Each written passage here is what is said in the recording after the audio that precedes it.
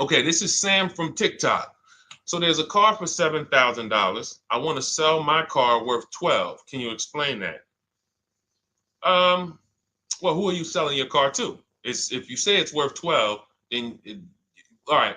We only get offers to find out what our car is worth. We don't use algorithm sites because that's worthless. An algorithm site is a site like Kelly's Blue Book. You punch in your year, make, model, and in 3 seconds it tells you your vehicle's worth $12,000. Right now, we have companies that bid against each other. And what you want to do is you want to go on your computer, go to CarMax.com, go to Driveway.com, go to Carvana.com, go to AutoNation.com, go to Kelly's Blue Book Instant Cash Offer.com, and go to Car Gurus. All of them will connect you to somebody or some major buyer who pays cash for cars immediately. Literally, quick inspection, drop your check, and you're on to you literally, it's that simple. We are no longer at the mercy of private owners who are going to come by and look at our car and no one buy it and talk us down. There are extremely competitive buyers in the market that I've been telling people about since 2021 when we were cashing out. I was big on telling you guys during 2021 to 2023, during that whole pandemic run, cash out now, because the values of those vehicles will never see them again. So there are some people who cashed out, but that was also the beginning of showing people that you can sell to what is called institutional car buyers. And that is what stopped people from trading their cars. There are people who have learned from me, and maybe other people have mentioned this, that will never trade a car again because you're not getting the money that it's worth. So you go to those 6 companies, Sam, it should take you no more than 20 minutes. They're going to give you their best cash offers. And then you can sell to them and you can go buy something else. But what I want you to get in the habit of doing, everybody, is separating your transactions. What does that mean? Who you sell your car to is different than who you buy a car from. And you need to maximize each transaction. And you're never going to do that mixing all your transactions together, which is what most people do. They go into a dealer and they say, hey, I want to buy a car from you, and I want to trade my car into you, and I need a loan. 3 transactions. We don't do that. We separate them and we bid each one out using online tools. And that's how we get the prices we get. And that's how we pay less than everyone else. Okay. So the biggest thing, first thing, is go to those 6 websites: CarMax, Driveway, Carvana, KBB, Instant Cash Offer, AutoNation. And all of you who want to find out what your car is really worth, you go to these 6 websites, get your 6 offers, and then you'll find out what your car is really worth. We do not depend on any dealer to tell us what our car is worth at all. Okay? Shoot the next question up, Dolan. And you guys can continue to type your questions. We're bringing them in from all platforms. This is Terrell Taylor. By the way, everything that I'm talking to you guys about is out of my new digital book. It's called Cars from Home, 7 Steps to Saving Time, Money, and Avoiding Dealerships. Some of you may have it. If you have it, shout out to those who have it, and shout out to those who've used it to actually pay less than everyone else. And make sure I want you to be like Tiffany. Send me your deals. Send me your deals. When you get your cars, I want you to actually send me the results. Look, this is, oh no, that's not Tiffany. That's someone else who used the book. Look, used the book, got $175 a month less than her first quotes before she used the book. So send me, but you can get a copy of this book immediately for 75% off. It's normally $97. Go to my TikTok bio. You won't leave the broadcast, and you can have the entire blueprint. If you don't want to try to remember everything I'll be teaching you over the next hour, you can have the blueprint. You won't pay the $75. You'll get the 75% off. And we also have a comment pinned in the comment section for you guys on YouTube and on Facebook, and on Instagram. You go to my bio. So anyway, go get it, because it's only for 30 minutes. After the timer goes off, it's $97. It's still worth every penny. You can Google it. 5-star book. You can see all the people who rated it, all the people who's using it. This isn't a test. to do, but I want you to get it at 75% off. It's better to pay $24 than $97. Okay, Terrell Taylor. So you said, Terrell Taylor on YouTube said, I have $35,000 to $40,000 to buy a truck with. Should I buy a used or a late model new, 2022 to 24? So whenever we're considering a late model used car, this is a model like Terrell said that is 1 to 2 years old. Let me tell you why I don't like shopping for those first. I like to shop for a new price first. Whenever you are buying 1 or 2 year old used vehicles, you have to realize something. How do dealers get used cars? Trade, or they get them off lease, they buy them. When you have not waited 3 years, you're not going to see a lot of used vehicles in that option because most people don't buy a vehicle and then trade it in 2 years. So you're not going to see a lot of 1 and 2 year old used vehicles. I don't like that because when there's not a lot of a vehicle, the people who have that vehicle get to set very high prices that we have nothing to compare it to. And that's a recipe for losing and overpaying. I've had people come to me who are looking like you, and what I say is, I say, okay, shop for a new one first. I'm gonna tell you why. When you shop for a new one first, you get to see what the market value is. So take Sean. I'm showing Sean. Some of you have seen Sean. He got an F-150 Lightning XLT, $73,000 vehicle. Using what we teach and getting bids from home, using the Cars from Home system, he saved $21,000 on a new one. That was his best offer. He got multiple offers because we always get at least 5. So his best offer, he saves $21,000. If he had gone to look for a 1 or 2 year old one of this, he would have never known that the new ones he can save $20,000 off of if he shops right. Now, some vehicles, it might be $7,000 off, $10,000 off, $5,000 off. The point is, until you know what the new market is for a vehicle, you can't shop a 1 or 2 year old one. Because what happens if you shop a 1 year old version of what Sean got and he goes and he pays, he pays 65 for it because he thinks, or let's say 60. Let's say 60. A brand new one, 73. Someone else is charging 60. All right, it's 2 years old. Let me get that one. Not 15 grand off. Problem is, he just overpaid for a vehicle because he could have got a new one for less than he got that 1 or 2 year old one. That's why the recent shoppers, anytime you guys are shopping 1 or 2 year old, you have to shop new first to find out what the market is. Now, in my book, I have my strategies for shopping new online and shopping pre-owned. It's totally different. Pre-owned, you want to go to all the marketplaces. If a vehicle's not on a marketplace, y'all, don't shop. Don't look at it. What does that mean? You ever walk into a used car dealer and you see a used car, but there's no price on it? Type a $ if you've ever experienced this. If you've ever looked at a deal, you've been in a dealership, you see they have a used car, there's no price on it. Type a $ if you've experienced that. Okay, I see you, Terrell. Okay, perfect. I see you, Don Dickey. Okay, perfect. All right, we have enough people. All right, Makeover Forever Studios. I see you. Okay, Todd May, I see you. So this is a common thing. When you go and look at that vehicle, the most dangerous thing to do, I see you, Tony, is to negotiate on a car with no price because they can make the price up. When a car is on a marketplace like cars.com, carfax.com, carguru.com, carvana.com, carmax.com, these are all the marketplaces we shop for used cars at once. It's like a big round robin for us. This is how I want you to shop. Now you must be competitive or no one's coming. Now there's some people who try to pull a tactic. They'll list a car for 20. They have no intentions on selling it for 20.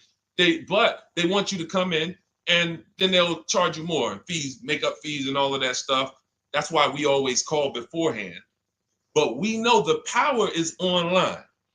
The competition is online.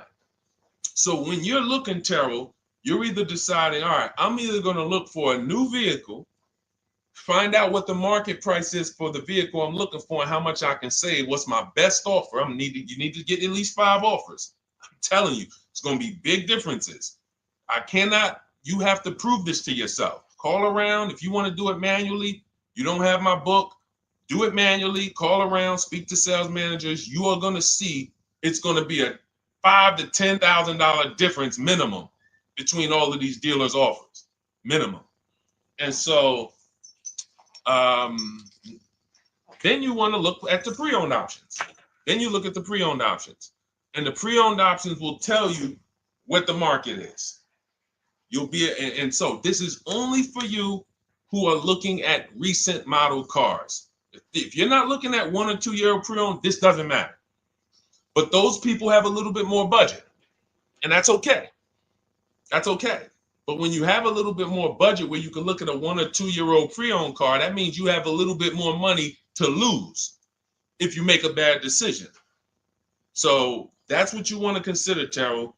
Shop for the new ones first, depending on what your budget is, and then look at the pre-owned market and say, all right, where's the pre-owned market? But that 1 or 2 year old, you're not going to have a lot. Until that 3 year cycle comes and dealers can start buying those vehicles back off lease, you're not going to see a lot of vehicles. That's why I don't play in that 1 or 2 year old zone. It's just a dangerous zone to play in. Dealers know, we're the only ones. Hey, we the only one that got this car within 50 miles. Let's charge this for it. And then they depend on someone who doesn't know the market to come in, pay for it, and you can literally overpay by 10, 20 grand and you won't realize it until, a couple years later. Okay, great question though. Great question, Terrell. Go ahead, shoot the next one up, Dolan. Type your questions, y'all. We're going to get through as many as we possibly can in an hour. I see a lot of questions coming in. Let me try to speed it up. All right, this is Abigail from Instagram. How do I shop for cars and take test drives without feeling like I'm wasting their time? I'm nervous. Okay, first thing to realize, Abigail, you're a very considerate person. God bless you for that.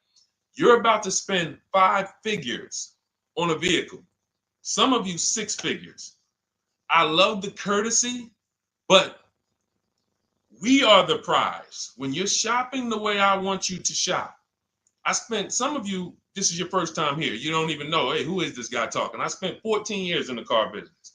5 years with Mercedes, 5 years General Motors. I've been helping people buy cars and get below market deals since 2019, education-wise. I love it, but you deserve the experience. If you were walking into the mall to spend 15 grand, let's just call it 15 grand. How would you want to be treated? Like royalty, right? Right?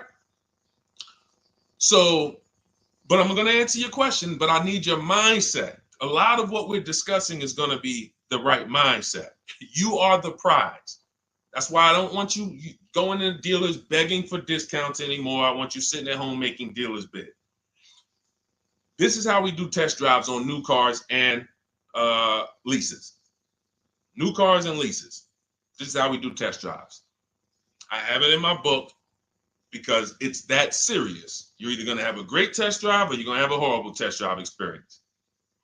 We call and we ask the dealer, who's the most experienced person there? Who does everybody like? Who's the person that, has been there for a long time, just has a great reputation? Oh, that's John. John is just, he's been here 20 years. Everybody loves him. Okay, can I speak to John? Hey, John, my name's Deshone. I'm interested in the Honda Pilot. I just like to test drive it. I'm in the process of deciding what I want. And, do you have this particular model? You have one there that I could test drive? John, because we asked for the best person, we're typically going to get somebody who is not going to lie, usually. Not a guarantee, but taking these steps, I know these guys. I've been in this dealership. I know most dealerships have one person there who has a good reputation and who cares about that reputation. If you're enjoying this content, hit the like button, y'all. And Keith, y'all killing the likes on TikTok. Shout out to everybody who's hitting the likes on TikTok, to double tapping the screen. Appreciate y'all. And shout out to everybody who hits the like button. When we get there, we meet with John. We test drive. John, thank you so much. Can I have your card? I'll leave you my information. And if this is the vehicle I want, I'll be in touch with you.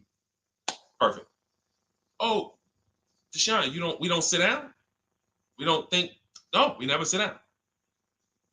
I'm telling you that there are things you must unlearn about the shopping process if you're going to win. And what does winning look like? Getting the most money off in the least amount of time. There's no leverage that you have when you sit down and try to negotiate with a car salesman. Every single dealer around you that wants to compete for your business, you can't talk to them while you're sitting in one dealer talking to a car salesman. That's why we don't do it. We get a card. Thank you so much. Listen, if this is the one for me, I'm going to give you a call.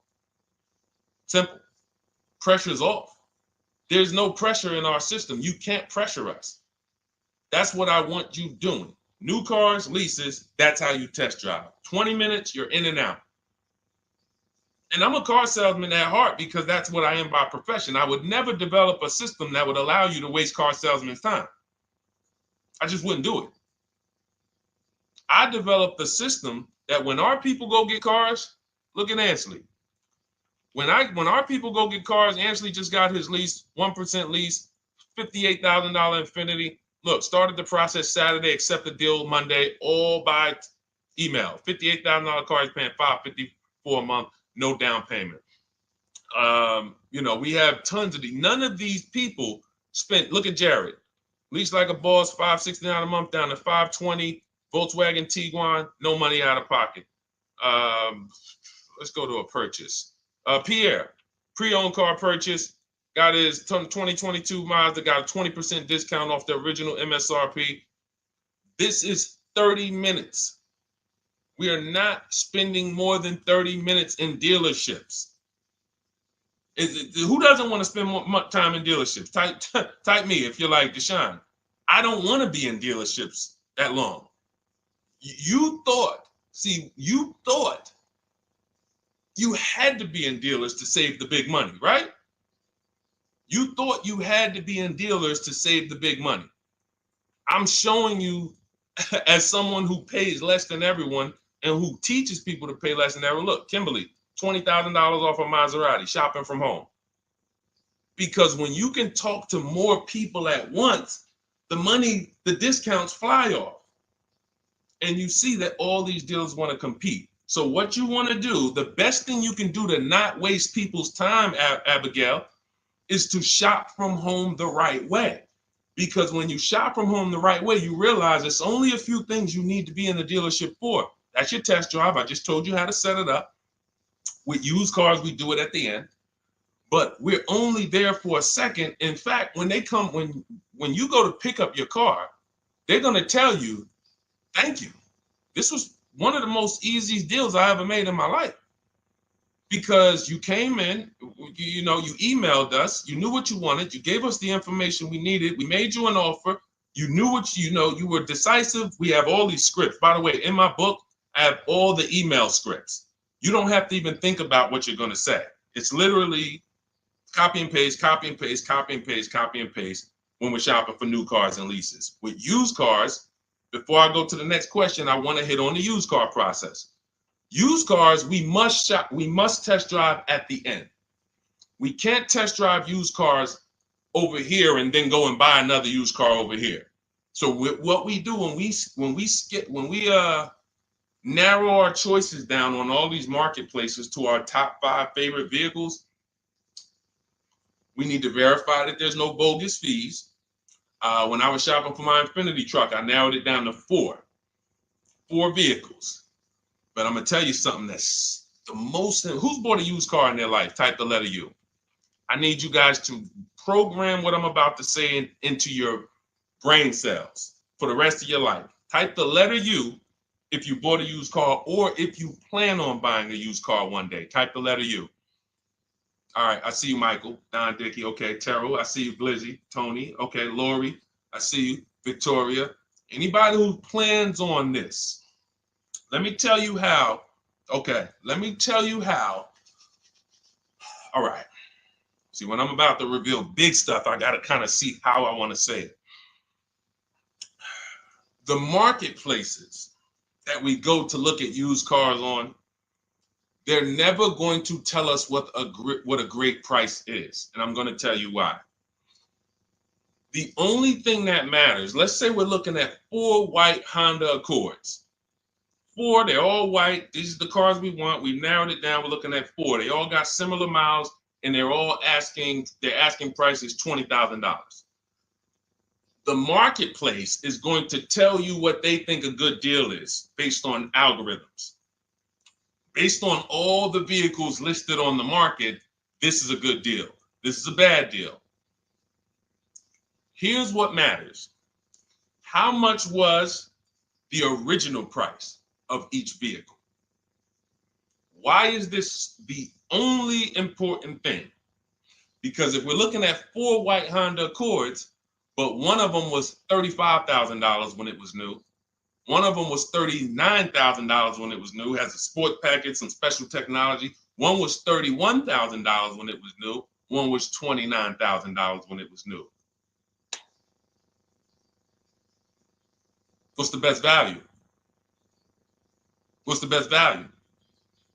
You see how we clearly just went from, wow, all of these vehicles look the same, similar price, similar asking price.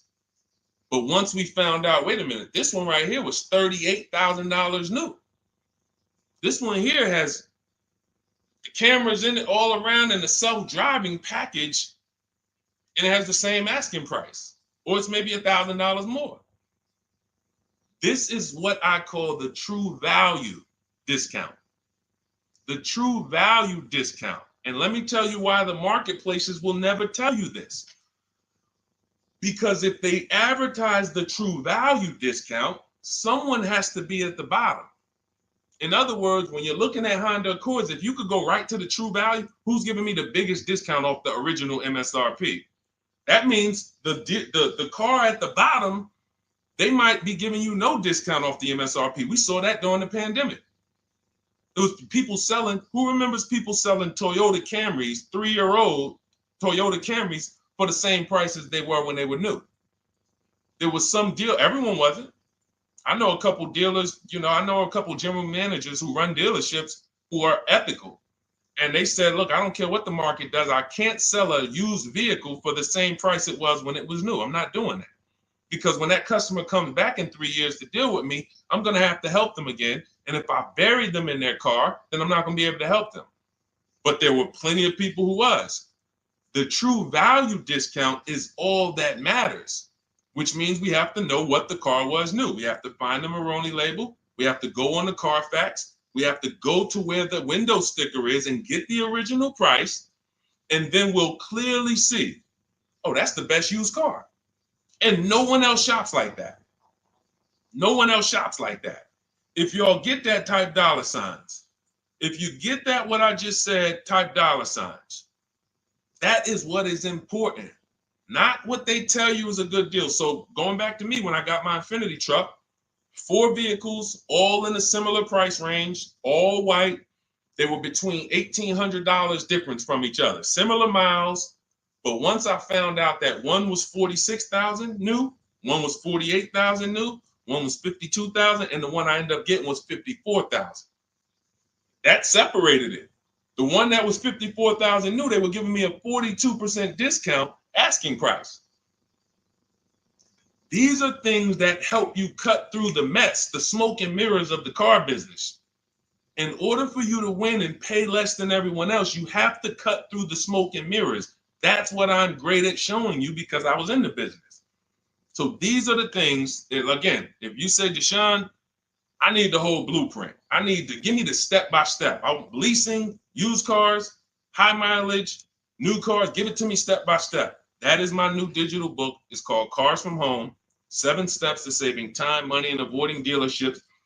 It'll be in your inbox in literally 5 minutes, and you get yours for 75% off. Support yourself and support your family by getting your copy.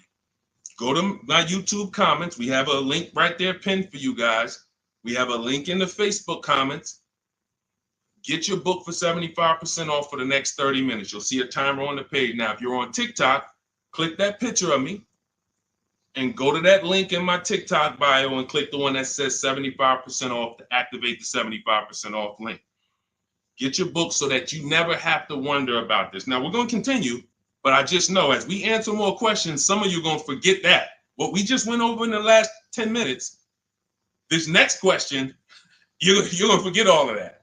All right?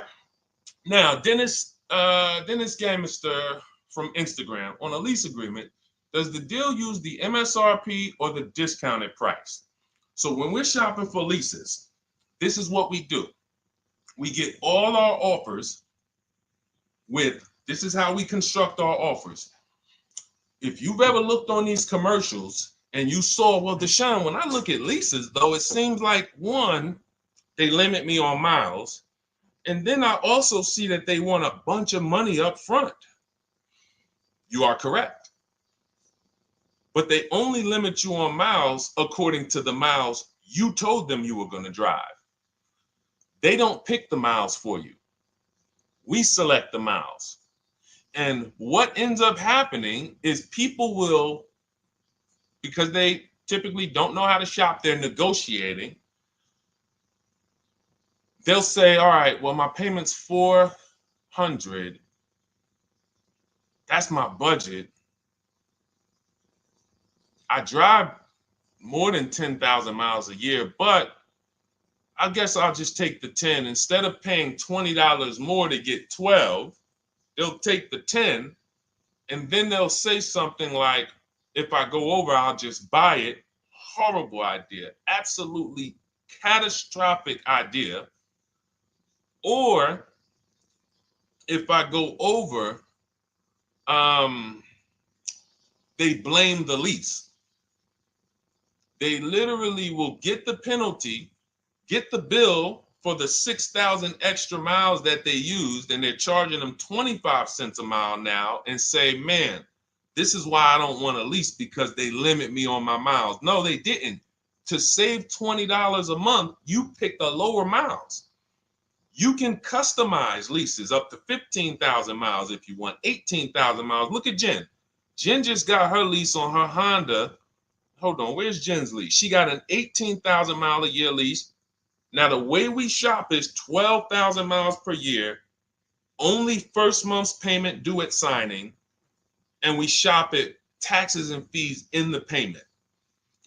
Jen, her best offer on her Honda CR-V hybrid, which is one of the most popular hybrid crossovers in the market, she got $512 a month, 12,000 miles. That's a 1.3 lease. We'll talk about the 1% rule for great lease deals and the 1.5% for overpaying. She gets 1.3. She bumps it up to 18,000 miles per year. But look how much more, y'all. $50. So for $50 more a month, she, instead of driving 12,000 miles, she gets to drive 18,000 miles. And she gets to drive as much as she needs to for $50. Versus her saying, you know, I'm going to take the 12 knowing I don't drive 12, and then I'm going to get penalties and, again, blame the lease. The lease is custom.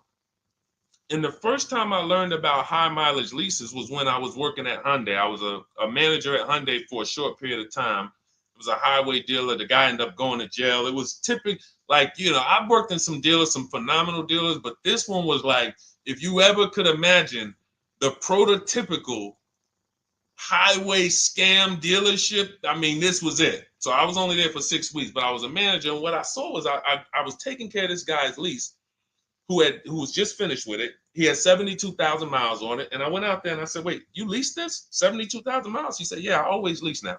He said, I used to come in every time I bought a car, my negative equity was ridiculous, $15,000, $10,000. I had to keep writing these big checks. And I just said, you know, let me switch to leasing. A customer taught me about high mileage leasing. That's why when I say car salesmen aren't trained, they're not trained. We learn things by intuitiveness and curiosity, and you know, we're not trained on finance and insurance and leases versus buying, none of that. You know, so anyway, I said, wow. And so I looked at his payment.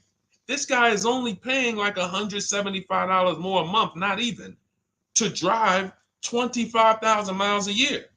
So if a normal Hyundai lease was $299, he's paying $450, $475, and he's driving 25,000 miles a year. Boom, drops it off, Boom.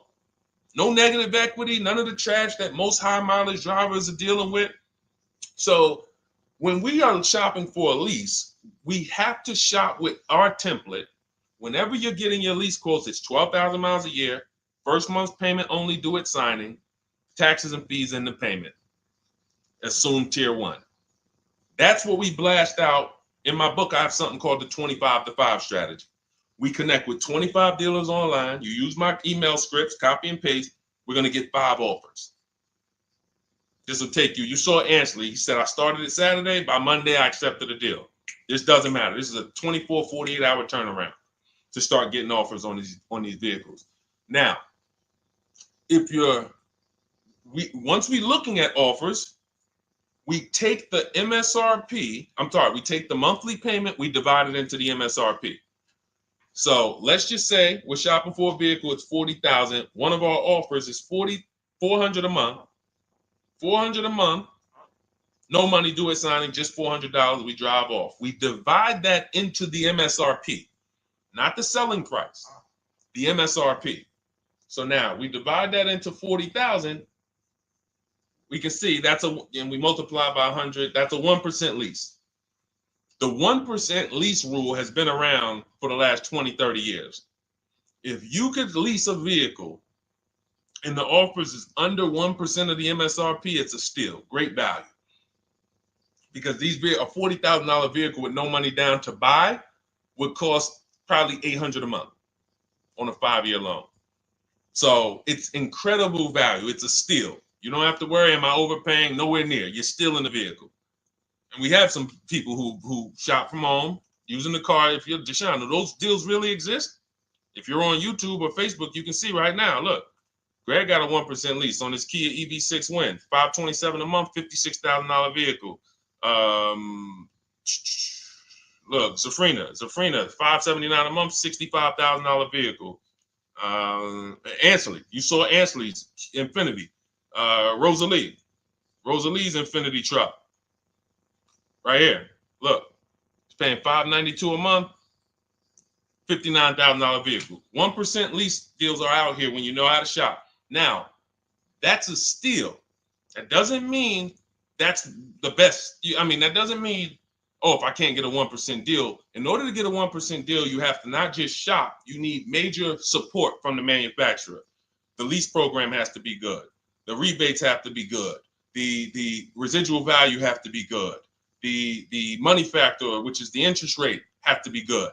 There's a lease program that no dealer can control.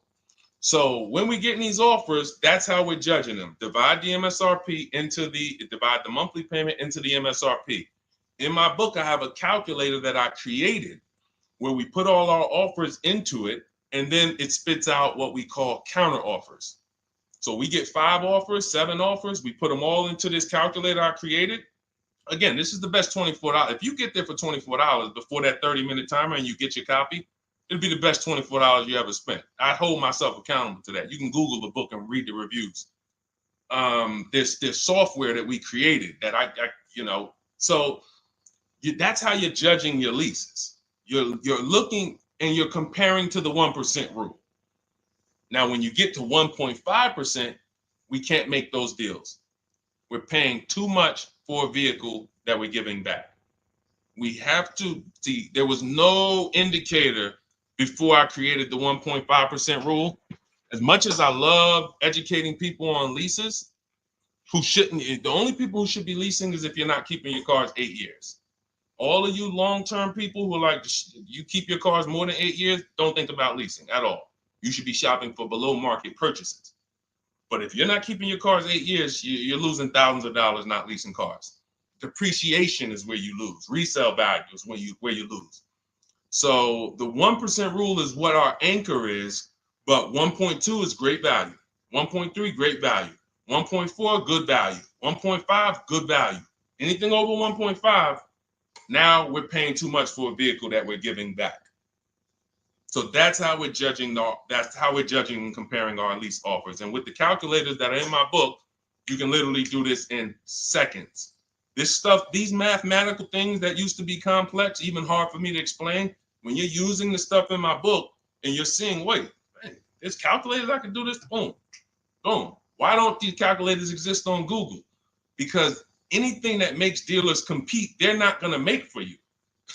They'll make stuff for you that allows you to see more and do this and make it easier and faster and connect to get a loan quick. But competition, any tools that create competition, they're not going to make those for you, because that's where the real money comes off when you make dealers compete.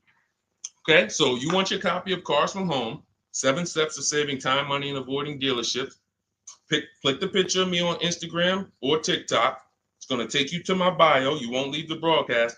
Click that link and then click the button that activates the 75% off, and you'll have 30 minutes. Once the timer goes to 0, the $97 price is what you have to pay if you want it. It's up to you, but $24 is much better than $97. $97 is still a great price. I have no doubt that you guys would write me, especially the more you use this. 1, 2 cars, 3 cars. You get 1 lease this year, a used car next year, a new car in about 4 years. And Deshone, what about when websites change? What about, this is an online system. Websites go out of business. Vroom went out of business. They were in my book. We used to get bids from them to sell cars to them. When we were shopping for used cars, they were in my multiple marketplace strategy. They went out of business. I went right into the master file, updated the 9,000 people that had a book. It was probably like 2,000, 3,000 at that particular time. And the next time people opened the book file, there was no room. That's why the book is digital. That's one of the reasons. You'll see the other reasons is I have scripts that I link you to. I have PDFs I link you to. Videos I link you to. I couldn't do this with a real physical book.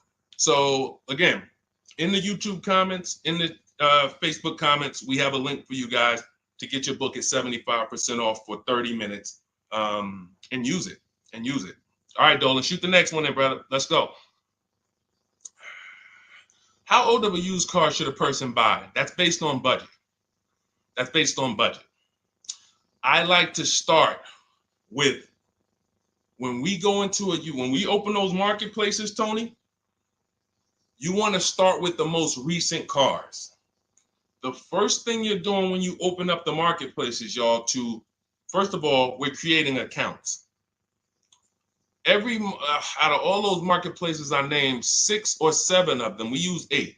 We use eBay Motors, we use Carfax.com, we use Cars.com, Autotrader.com, CarGurus.com, Carvana, CarMax, Driveway, and that's 8. 7 of those, or 6, allow us to create an account. Why is it important to create an account? So that every single new car that matches our criteria, as soon as it's listed, we get a notification.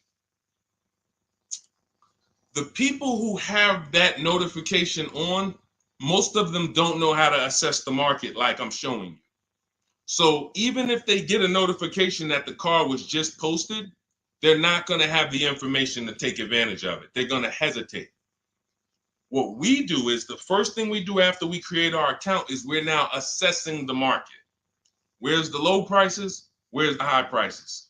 And I'll usually go 3 years back, sometimes 4 years back, and let's assess the market.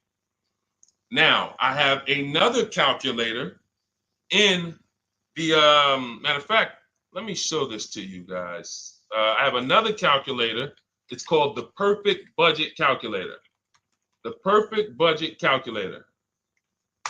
What this does, you guys can't see this on YouTube, but you can see it on you can't see this on TikTok.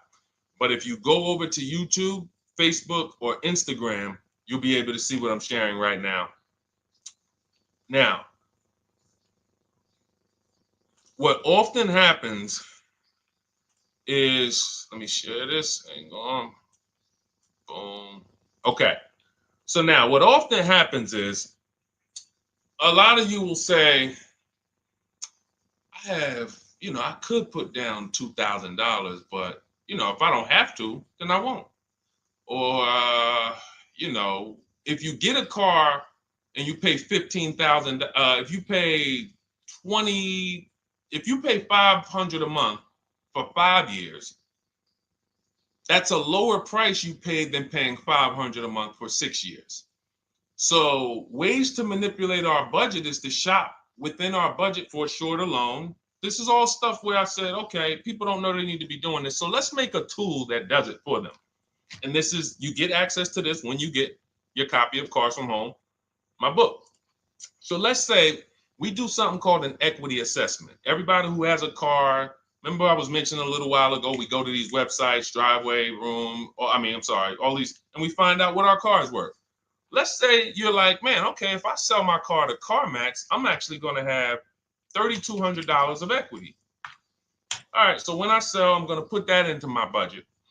All right, now max, my down payment, max I could comfortably do is $1,500. That's max. Now, we use the average interest rate, and in my book, I give you a link to see what the average interest rate is at the particular time you're going to be shopping. Let's just say it's 6.9. Now, we enter a comfortable monthly payment. Let's say you're like, all right, I don't want to go any more than $425 a month for 6 years. That's my max. You enter your state so we can pull the taxes and we can pull the fees. New Jersey, calculate budget goals. Now it's going to ask you a comfortable monthly payment on a 5-year loan. You might say, all right, same thing. I still don't want to go over 425 no matter what. Perfect. What this does is create multiple goals. And it creates multiple goals. It creates a starting point. Now, if you find a car at this price, $18,776 or less, you can do a 5-year loan, use none of your equity, so this will go in your bank, and use none of your down payment. Now, next goal may be, okay, $22,000 or less. 6-year loan, no equity, no down payment. So the first two goals are no money down goals. If I find a car anywhere in these price ranges, I can do these deals, no money down. Now, this is one where I use my equity, but no down payment. Goal number 4, I use my equity for a 6-year loan, no down payment. Now, goal number 5. Now you can see the price of the car is getting higher. Use equity, use my use equity and down payment, but it's 5-year loan. And then here is your max budget. Your max budget, which is fine. There's nothing wrong with if you find a vehicle that, once you use this and you find the best price vehicle, as long as you are under this number, you are fine. The problem is when you go over that number. The problem is when you go over budget. All of these goals are your budget. So when I got my Infiniti truck, I got my goal out. It was my fourth goal. Now, this is how you make sure when you go out to shop, and look at the top. What does it say? You select your state determines the sales tax, will factor it in, give you precise figures. Now, you'll notice, what about the fees, Deshone? Don't all these cars charge fees? We've already factored in the taxes, and we've added $1,000 for fees. What is $1,000? The documentation fee and the motor vehicle fees. It's all in there. So you can go out and know that's my max budget. I cannot buy a vehicle, make a deal on a vehicle where my purchase price is more than $26,729. That's the perfect budget calculator. So there are certain things that I had to create. No one does them. Everything that I was referring you guys to, all the websites, I was doing this, and there was some things where I couldn't refer you to anything because it doesn't exist. We had to build it. So this is how we make sure we are shopping, whether it be for new cars, used cars, below our budget. And that's not how you make, but here's the thing. I need you, before we go to the next question, I need you to understand something. That doesn't make sure you pay below market price. You have to combine this with getting bids, because you can be within your budget and pay over market value. There's 3 types of prices you can pay for a car, whether it's a new car, used car, or lease. Did you pay market value? That's what everyone's paying. Average. Did you pay over market value? Our only deals we make are below market value. And the way that happens is through bidding and creating a marketplace around you where all these people are competing for your business. That is how you combine that with the budget. This will keep you below your budget, but it does not guarantee. If I gave this to you, all of you would be like, this is great. I'm never going to go over my budget again. But it does not, until you combine that with getting bids for whatever you're looking for, you still run the risk of overpaying, even if you're under budget. Okay? Clear? Type $ if you're all clear before we move to the next question. And there's no way for us to do this manually.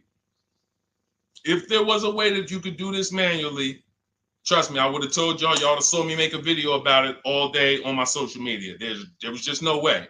We had to build software. And you know, in my book, you guys will have access to at least 5 calculators for counter offers for new cars, true value discounts when you put the new price you put the original new price of the used car deal,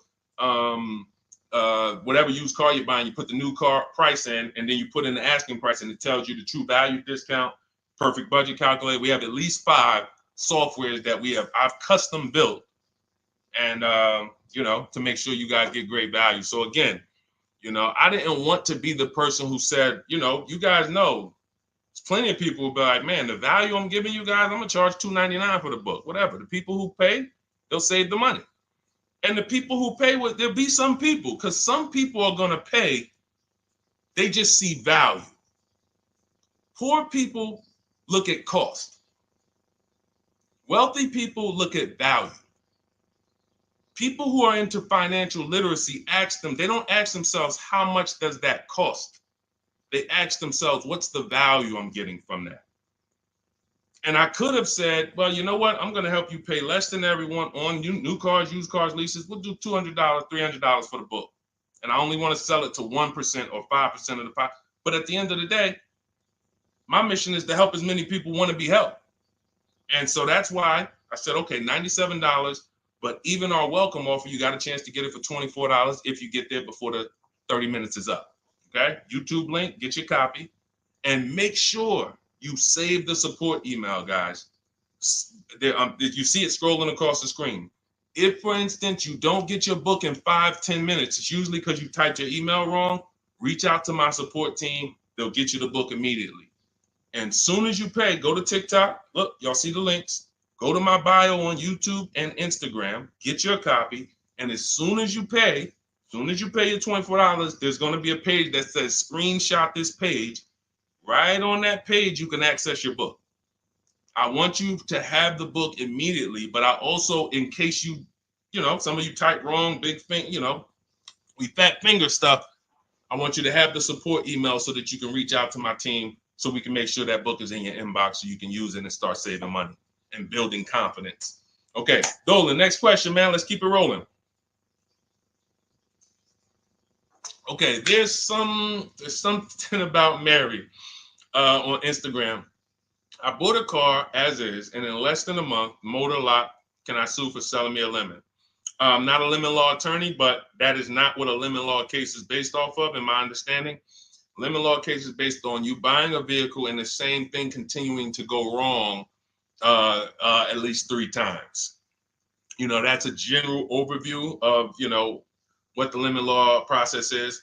And if y'all are enjoying the broadcast on TikTok, can y'all just double tap the screen and keep running those likes up? Every time y'all do that, y'all help TikTok bring more people here, and I appreciate it. If you're going to spend some time with us and, you know, every time just you hear something you like and you're like, man, we got to share this.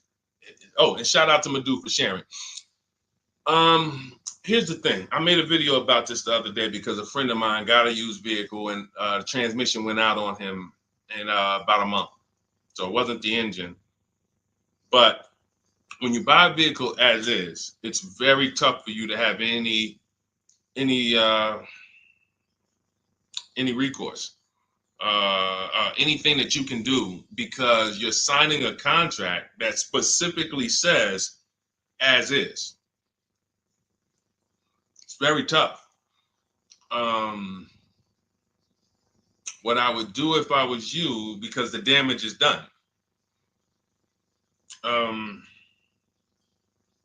just find out what it would cost me to put a used engine in the vehicle, rebuilt in a used engine. You know, salvage yard. You need to, and especially if you're buying cars that you're paying cash and you're buying as is cars. These are probably cars that are under 10 grand, 12 grand. You need a mechanic. See, because that's a strategy. There is a great strategy called buying inexpensive cars and having a local mechanic so you could do what's right. Oftentimes you could drive those cars for a year or two and sometimes sell them for what you got for them because you've outlived the depreciation. Those cars are not depreciating as much unless you overpay for them. If you overpay for it, then it's going to drop because you overpaid for it. But if you pay a great price on some of these vehicles, you can oftentimes win with this, but it requires skills. One of the skills is, how do I avoid engine issues, transmission issues? So a couple things for those of you who may be going this route, you need to narrow your search down thoroughly based on title history, service records, accident history. That oftentimes you'll see, if I typed in right now 2018 Subaru Outback longevity. That's one of the things we do. It's in the 4th step of my book. Before we get prices on anything, we do a quick 5-minute search to make sure these aren't bad cars. There are bad cars out there, but there's data that shows us. If I type that in, it'll tell, okay, these vehicles are known for lasting 100,000 to 300,000 miles, depending on how they're maintained. That means you could have a quality vehicle, but if it wasn't maintained correctly by the first owner or owners, it's going to break down. The life cycle is cut short.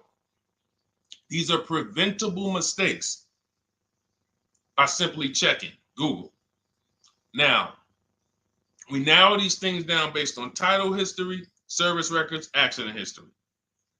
Once we do that, I don't mind buying a 10-year-old. I bought a car that was it's my around the city car. I drive it probably 200 miles a month. I bought it from a owner in South Orange. He was a 98-year-old man. He's had it for 10 years and he knew everything about it. He leased it for 3 years, then he bought it. So he's really had the car for its entire life cycle. That's what you want because you're able to look and see the service records. I don't mind. We have to take the risk off of ourselves, and the risk off of ourselves with used cars to prevent ourselves from buying these used cars that are breaking down on people and they're always in the shop and, they're dying on the road and you got to keep the tow truck on speed dial. It's simply a matter of checking to see the reliability records of the car, which is easily accessible on Google, the way I just said, and then making sure the one we get was actually maintained correctly. And that's going to give us the best chance of having a great experience. These are the steps we must take. But in your particular case, there's probably, I don't think you have a case. You can certainly reach out to a lemon law attorney. I don't think you have a case at all. I think because it's buyer beware with cars. It's buyer beware. That means it's on you. If something goes wrong, it's on you. And so what I would do is I would find a local mechanic that I trust, that everyone loves in the neighborhood, and I've been there for 10 years, 20 years.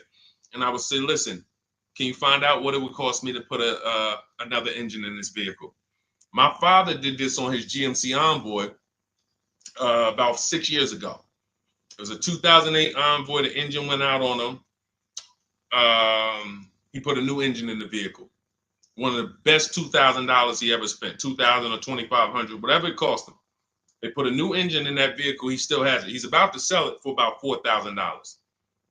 He's had that vehicle from 2013. Think about that. A lot of people, engine goes out, they sell the car. It's worthless now, so they take the loss. Meanwhile, man, let me come up with $2,500 and I still got no car payment for the next 6 years. We don't need to be so quick to go replace our cars. If we follow these strategies, we can actually, I love to see more people doing that. Just go fix the car. But don't go to the dealership to fix it when they tell you, hey, the engine's gonna cost $10,000. And what does the dealership say, y'all?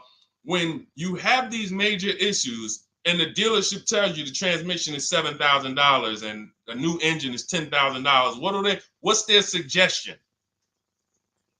What's their suggestion when they tell you that? Because they already know you're gonna be like, yo, what the heck? I can't pay all of that. What's their suggestion?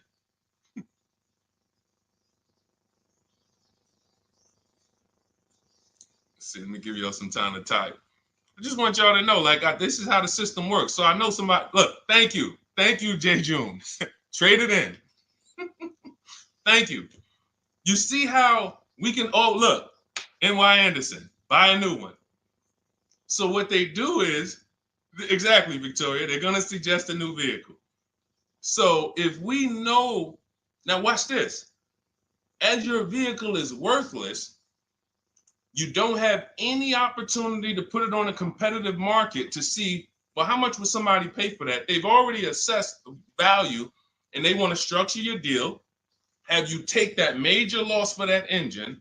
They're going to put the engine in for a lot less than that and they're going to resell it, and now they sold you another car. When you could have just literally went to a mechanic, got a rebuilt or got a used engine, put in that vehicle, cost you $2,500, maybe $2,000, and literally you're on the road for another couple years with no car payment, keeping money in your household versus now I'm in another $400 a month payment. Okay? This is what it's about. And if you're like Deshone, well, I don't want to keep a car that long. We talked about you earlier. You shouldn't be buying cars. Because the keepers on here who keep cars 8 years, 10 years, who has a car they've had in their driveway for more than 8 years? Type the number of years. I want to explain something we're going to help a couple people learn a lesson here about themselves, because they're going to be like, they're going to realize they're not keepers. Look, look, we need to show people, because some people think, oh, I keep my cars a long time. I keep them about 6-7 years. We need to show that that's not a long time in the world of cars and depreciation. So Michael, 15 years. Michael got a car that he's had for 15 years. Let's go. Type the number of years you've had it if it's more than 8. Look, Vancia, 11 years. Let's see. See, a lot of people don't keep their cars. Look, NY Anderson said, I drove my last car 14 years. All right, Connie, 15 years. She has a 2004 Chevrolet. Tony on Facebook, 2006. Now, watch this, y'all. If you ask me, Deshone, what's the way to get the most money out of a vehicle? It's to do what they're doing. Tanaya, 9 years. No, Renata, not less than 8. Not less than 8. We're trying to put you into a different we're trying to help you see the category you should be in. Look, 9 years. Donna, 15 years. What's so important for y'all to see about these people is that they have beat depreciation. And that means whatever their vehicles are worth today, a year from now, they're going to be worth about the same. If their vehicles are worth $4,000 today, a year from now, they'll be able to still sell it for about $4,000.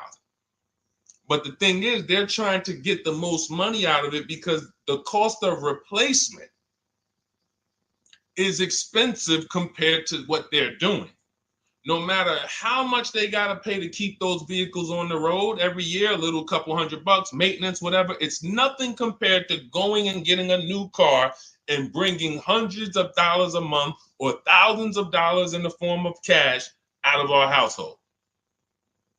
And everyone's not going to do that. And that's okay. You should not be buying cars. You should be shopping for below market leases. Because again, there's 2 ways to save money. Do what the keepers do. You just saw all the keepers. We shouted out all of them. And the other way is to go in and not tie money up in the vehicles in the first place. When you look at somebody like Danielle, she's driving a $44,000 Audi, 2024 Audi A3. That vehicle is $800 a month to buy, no money down. $800 a month for 5 years, maybe $700 a month for 6 years. She's paying $550 a month. She didn't tie up the money in the first place. That's the name of the game with leasing. Bonita on her Telluride. This is also to show you it doesn't matter what the market does. The market could be up or down. We're going to pay less than everyone. This is Bonita. She got a Kia Telluride during the pandemic when everybody was paying ridiculous prices. That's why I show her 2022. Look at the date. She said, I'm driving my dream vehicle, $600 a month. People were leasing. And I know if somebody watching this and they're like, if you leased a Kia Telluride during the pandemic, you are not paying what she's paying with no money down. I know it. I know it. People were DMing me, Deshone, I want a Telluride. They want $900 a month for them. I know people weren't paying $600 a month, but she came in, used our bidding system, used the same strategies you're going to have access to in my digital book. She got $600 a month from home without being in a dealership. Her dream vehicle. This is how you win.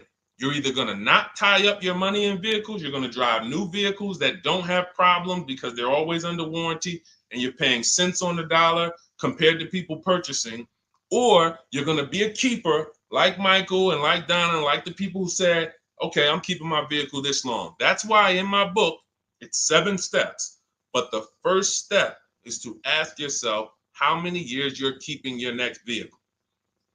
That is the first question I would ask you if you and I were shopping together. My first question to you would be, Michael, how many years you want to keep the next vehicle?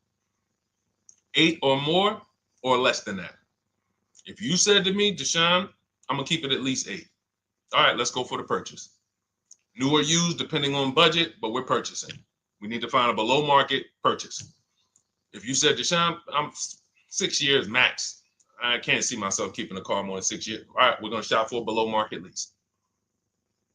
Because the money you're going to spend in a below market lease, when you get these below market lease deals, not commercial leases, not what you see on advertisements. Those are ridiculous prices. We don't pay those prices.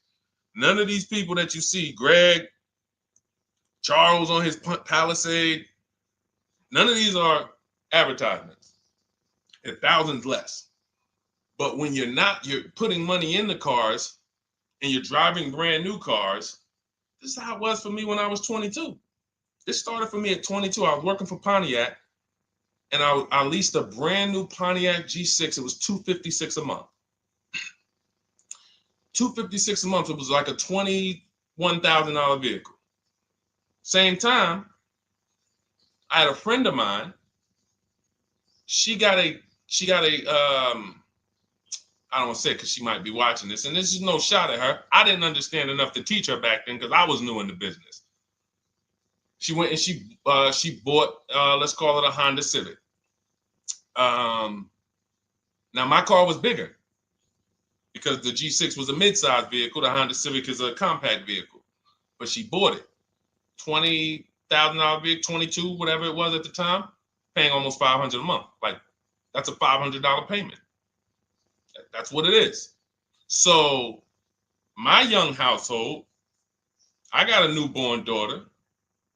I got a new car I'm paying $256 a month for. Same time, it's got families around me. They're in their 20s, but they're paying $500 a month. This is what showed me, wait, something's going on. And I never stopped.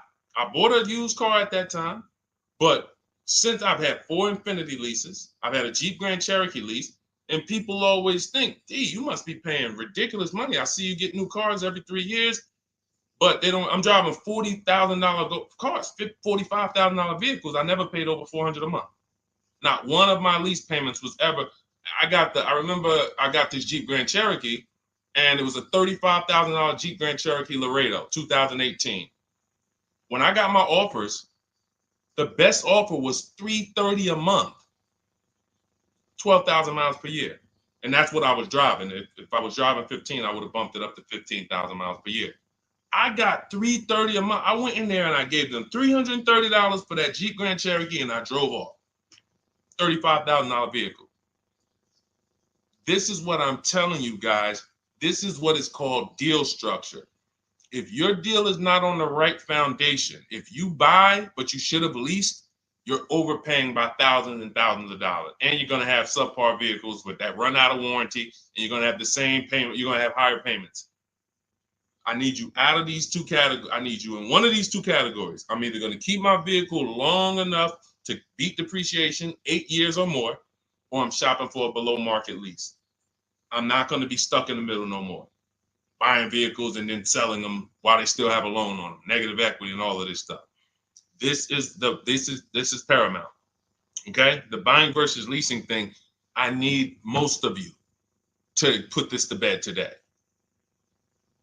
And I think I'm one of the only people that goes into buying versus leasing by the numbers.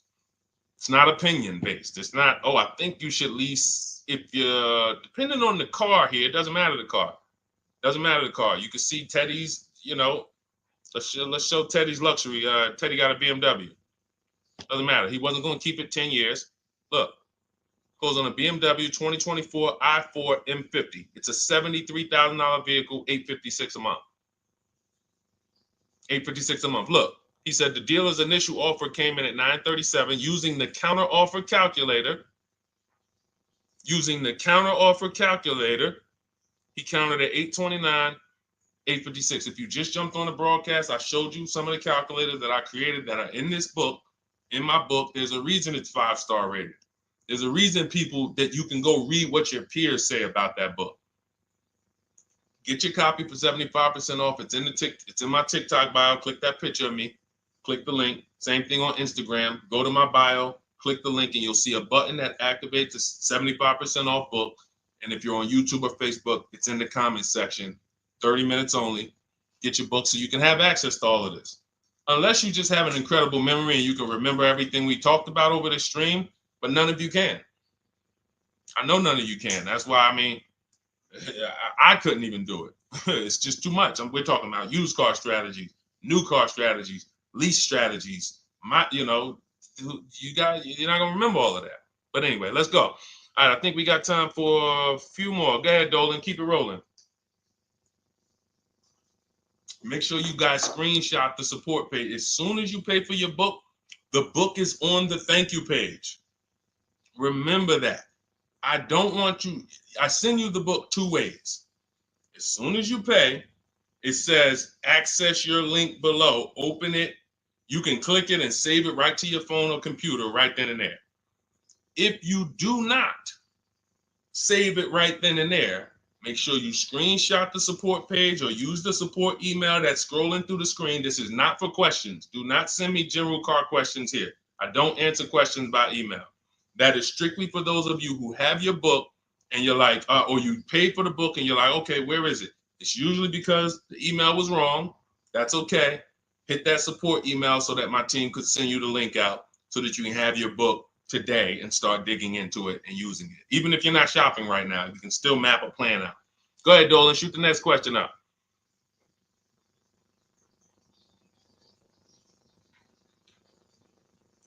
All right, this is Victoria from TikTok. Any tips for how I can get the highest trade-in value for my existing vehicle? Of course, bids.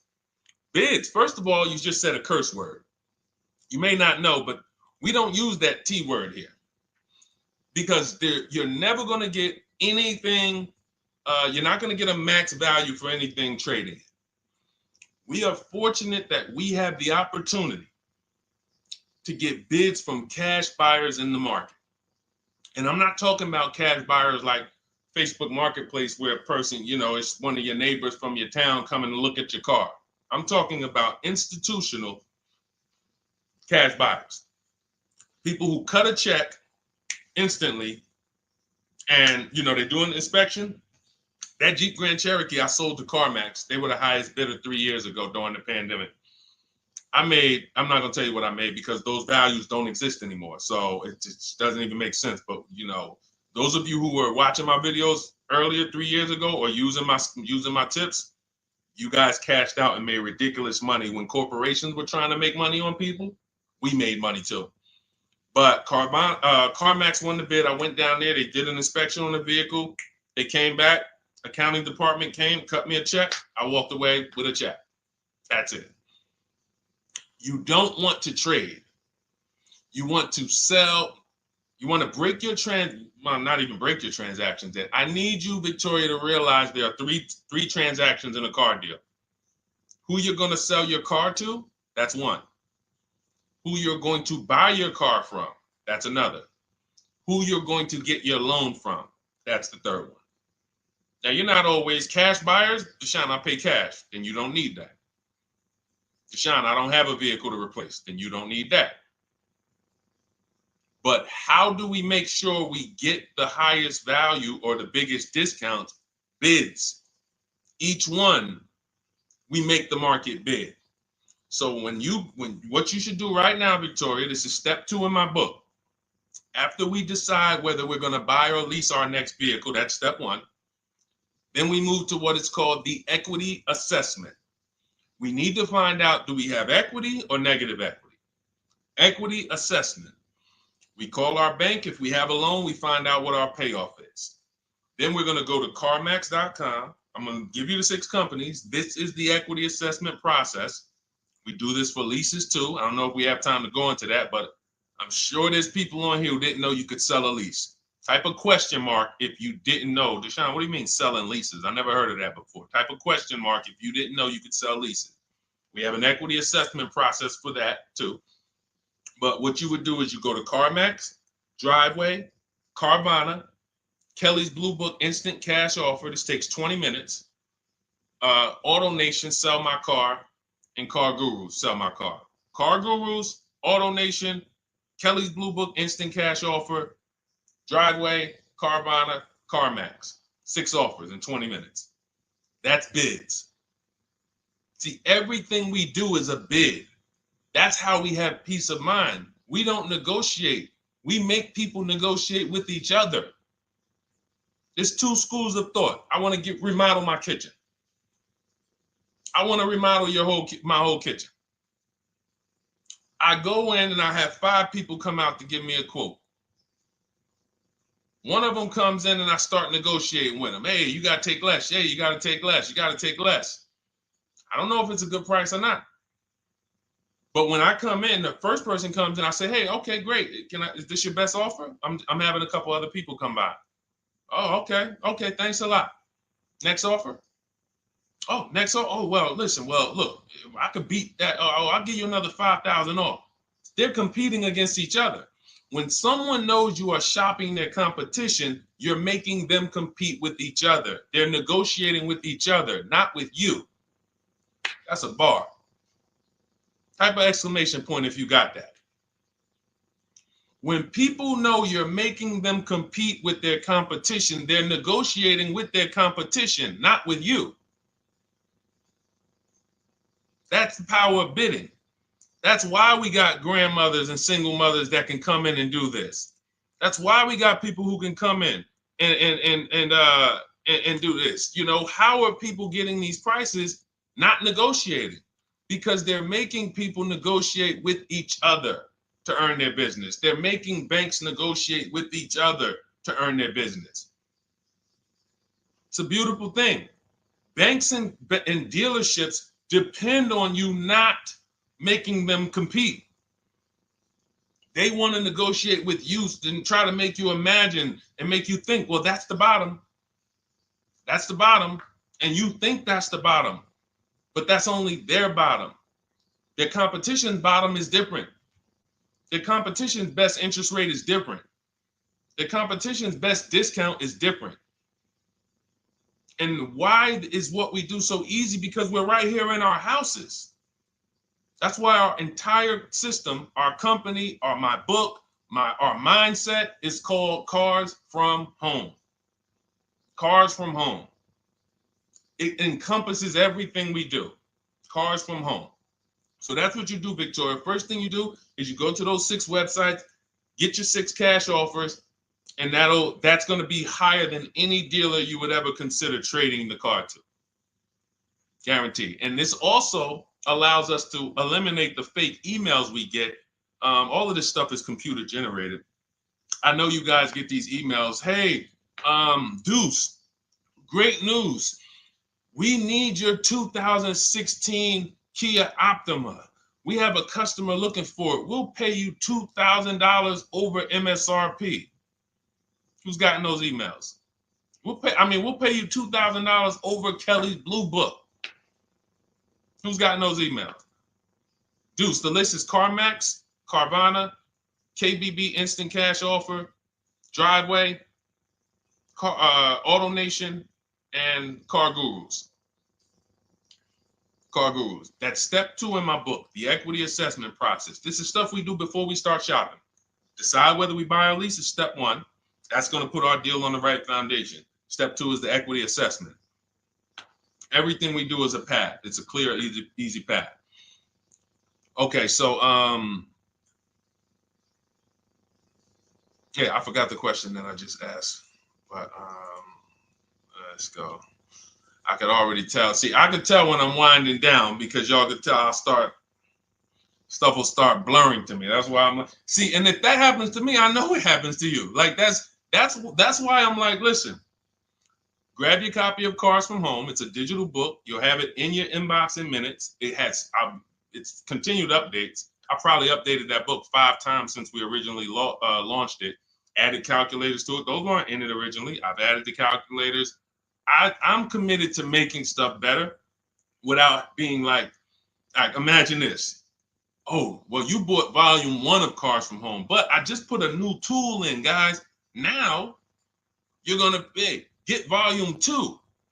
And now every time a website changes, you got to get volume 2 and volume 3. And 5 years from now, you're getting volume 9 each time. It's like, no, literally one-time cost. And I can't tell you if that'll be around forever.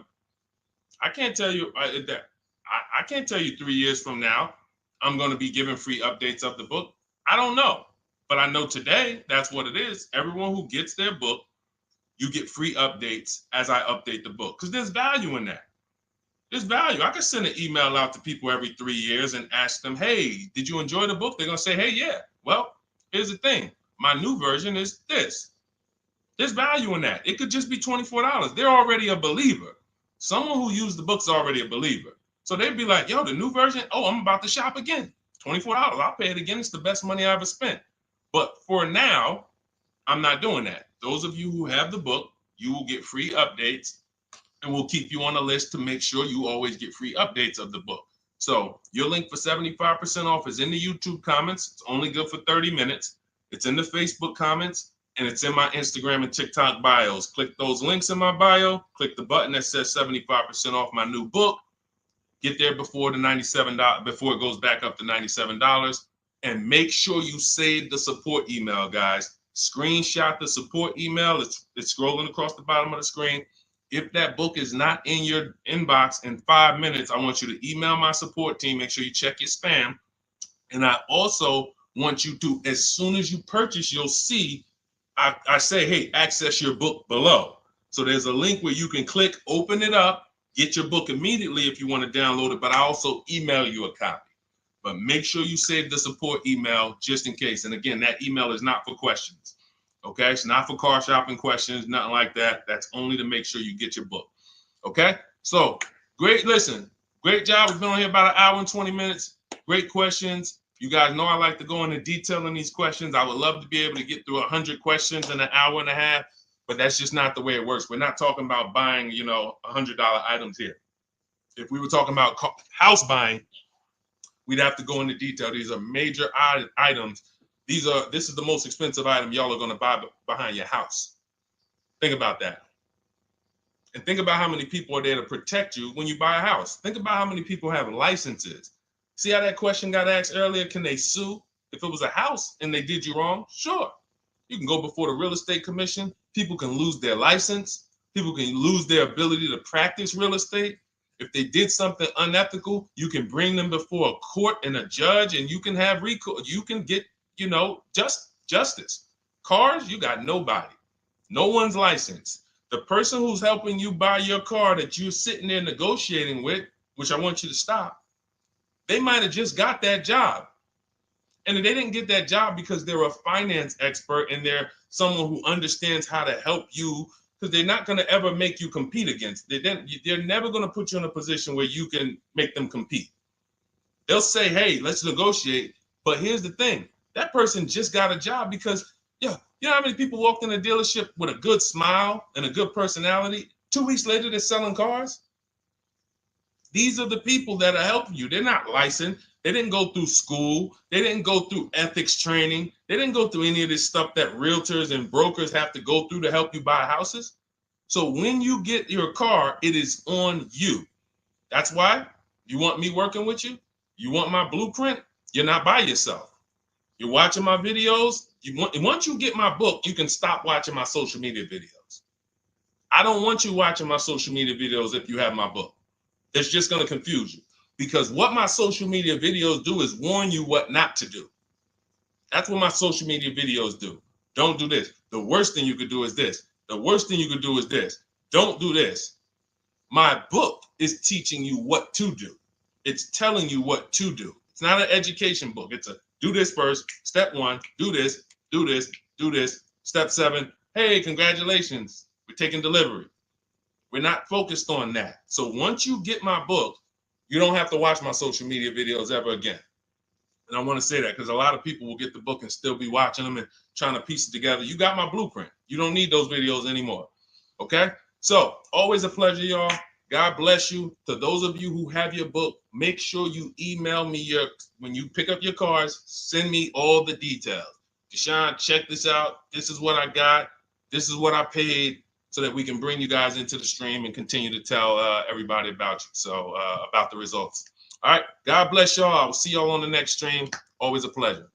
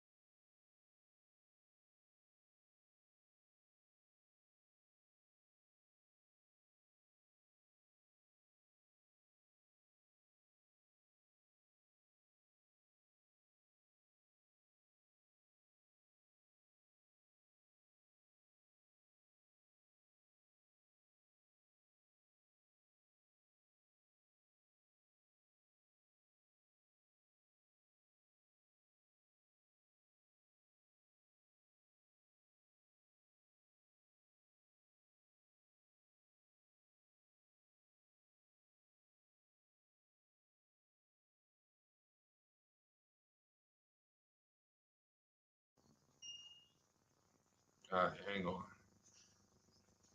Welcome to Car Shopping Questions and Answers. We are going to be going deep on all your car shopping questions. No question is off limits.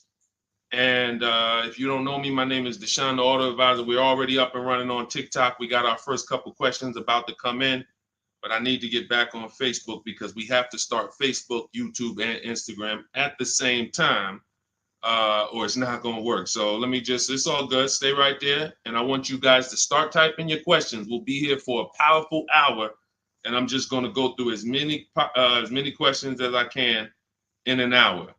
And we're going to be talking inside stuff. I don't hold back. Some of you know who've been on the stream with me. I do not hold back when it comes to questions and what we do here. So let's just go on Facebook. All right. Hang on. Let me throw the link up. Perfect. Yeah. All right. Okay. We're good to go.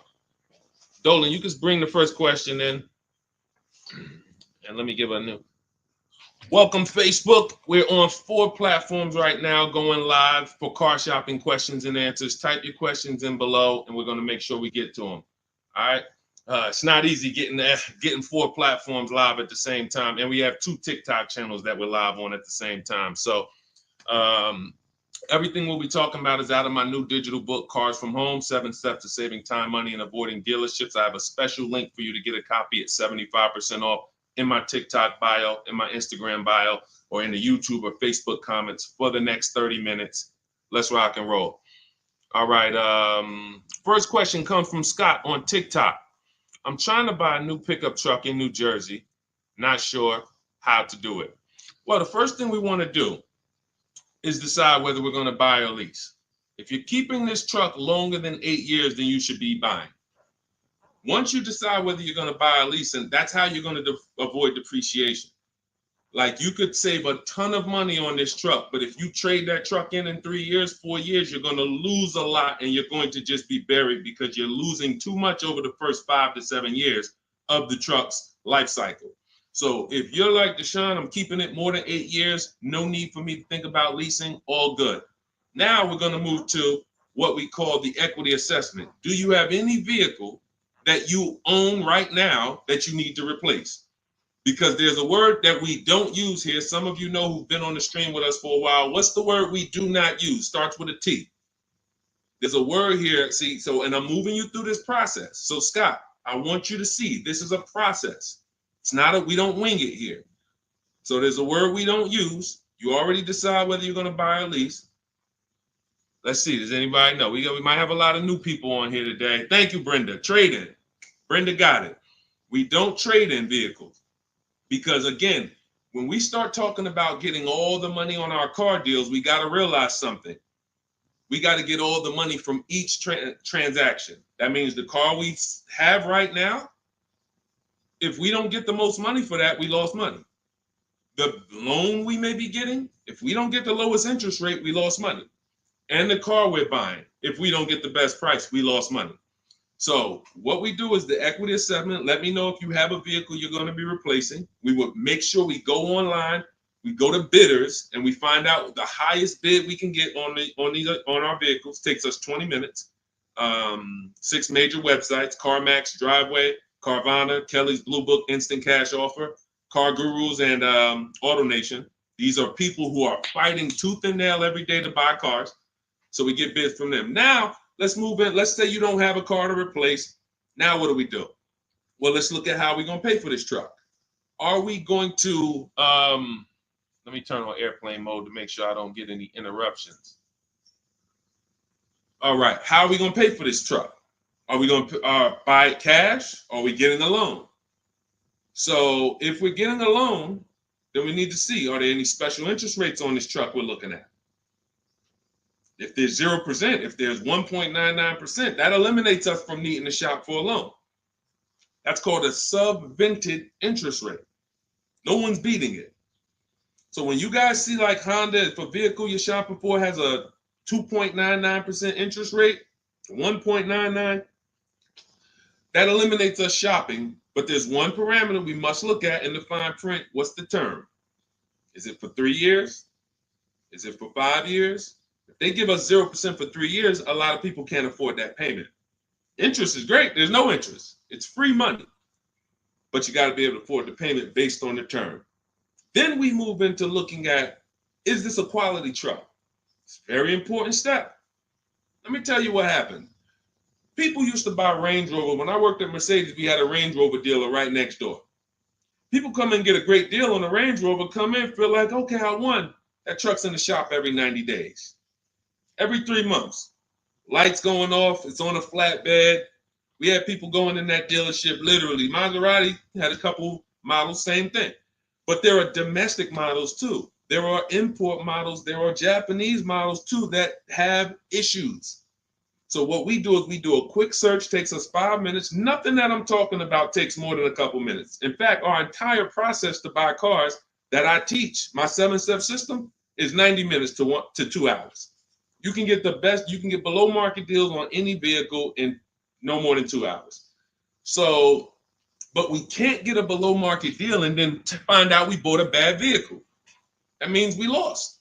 So whatever truck you're looking at, you would type that truck into Google and you would type, for example, 2024 Chevy Silverado, and you would type in initial quality. Initial quality, guys, is going to tell us what the data says about the vehicle in its first 90 days. That's initial quality reports. That means when people get it, all the owners, the thousands of owners that are buying this vehicle, what are they saying in the first 90 days? Are they saying the electric, are they saying it's hard to manage? It's too complex, there's issues. Initial quality we look at and we skim Google to see if we see any red flag articles. Then we switch initial quality to reliability. Reliability is what are people saying the first 3 years? Does this vehicle have a history in the first 3 years of having issues? Maserati owners who was buying these Ghiblis and buying things back in the day, the Quattroportes that were having issues, they would have saw that. And they would have made a decision not to buy those vehicles. These things, this 5-minute exercise prevents you from nightmare ownership experiences. Paying less than everyone is one part of this deal, guys, of what I want you to get. That's one part of it. Getting a quality vehicle is the other side. And you can't have one without the other. Great price, not a quality vehicle, we lost. Quality vehicle, we paid market value or above market value, we lost. So we need to get both. So then once we find out, okay, the vehicle I'm looking for, it has great marks, there's no red flags, now we move into getting offers. And very simple, we get offers right from home. That's why everything I teach is called Cars from Home. Cars from Home. It's a mindset and it's also a process. We sit down here and we contact dealers online. I have something in my book called the 25 to 5 strategy. That means we're connecting with 25 dealers in 20 minutes and we're going to get 5 offers. It is important that you must get 5 offers because 4 of them are going to be overpriced. I can guarantee you that. Right now I've worked with 2,200 people personally around the country, and we have about 9,000, approaching 10,000 people that have my digital book, Cars from Home, in their hand in the last 4 months. So when we look at the data, not to mention I shop myself, you know what I'm saying? I've used this. I know you may think every dealer has the same price. They're all different. They're all different. That's why your best deal, and pay attention to what I'm about to say. In fact, hit the share button if you're locked in. Share this with one friend because one friend might be out there shopping right now, overpaying. All right. Oftentimes, the dealers that are the closest to you are not going to give you the best offer because they think they own you. I'm going to say that again. When a dealer sees your zip code come in, when I was in the dealer, we used to get we call them leads. Anyone in sales, you know the term leads. When we see that the zip code is a zip code that is right here, 5 minutes away, 10 minutes away, 20 minutes away, there's a mindset there that this person is not going to shop. So they're not going to give you your best offer in many cases. What you're going to get is an overpriced offer, and you won't see it until you learn to speak to dealers that are a little further away from you. Now, if you're doing it my way, you're using my book, you get your copy for 75% off. You won't pay the $97 price. I have email scripts in there. We don't talk. You use these email scripts when you're buying new cars and leases. We have a different process for used cars, but we still don't talk. You have to, and what's happening is you're going to see that sometimes the offers that come from 45 minutes away, an hour away, are your best offer because they're trying to take business from their competition. Some of these smaller dealers as well who don't have the foot traffic, they're not getting 100 people coming in on a weekend. They have to depend on strategically winning business. They're using the internet to reach out and connect with people that are far away from them, and they're beating their competition. But if you're programmed to go right into your local dealer, you're never going to get their prices. Type a $ if y'all are following. Type a $ if you're following what I'm saying right now. Type a $ if you're locked in right now. Type a $ if you care about your money and you're like, you know what? We're going to unlearn all the things that we were programmed to do. I'm going to tell you here's how we know we were programmed. And if I wasn't in the car business, I'd be just like y'all. That's why it's my mission to teach. You know how we know we were programmed? We never learned to buy cars. We were indoctrinated in a way of buying cars. We didn't consciously make a decision, approached it and said, this is how I'm going to buy cars. We were indoctrinated into how people buy cars, and that's what makes the dealer principals in these dealer groups, Fortune 500 companies that trade on Wall Street and make billions of dollars, because they have a predictable way that they serve the customer. It's not for the customer's benefit, it's for profit. So when you start doing this, and Scott, I just gave you the first 5 steps of our process. When you start doing this, you're going to see that the same people who you thought really liked you, Charlie down at the dealership that he sold cars to you, your parents. When you start making Charlie compete, you're going to see Charlie wasn't really for you.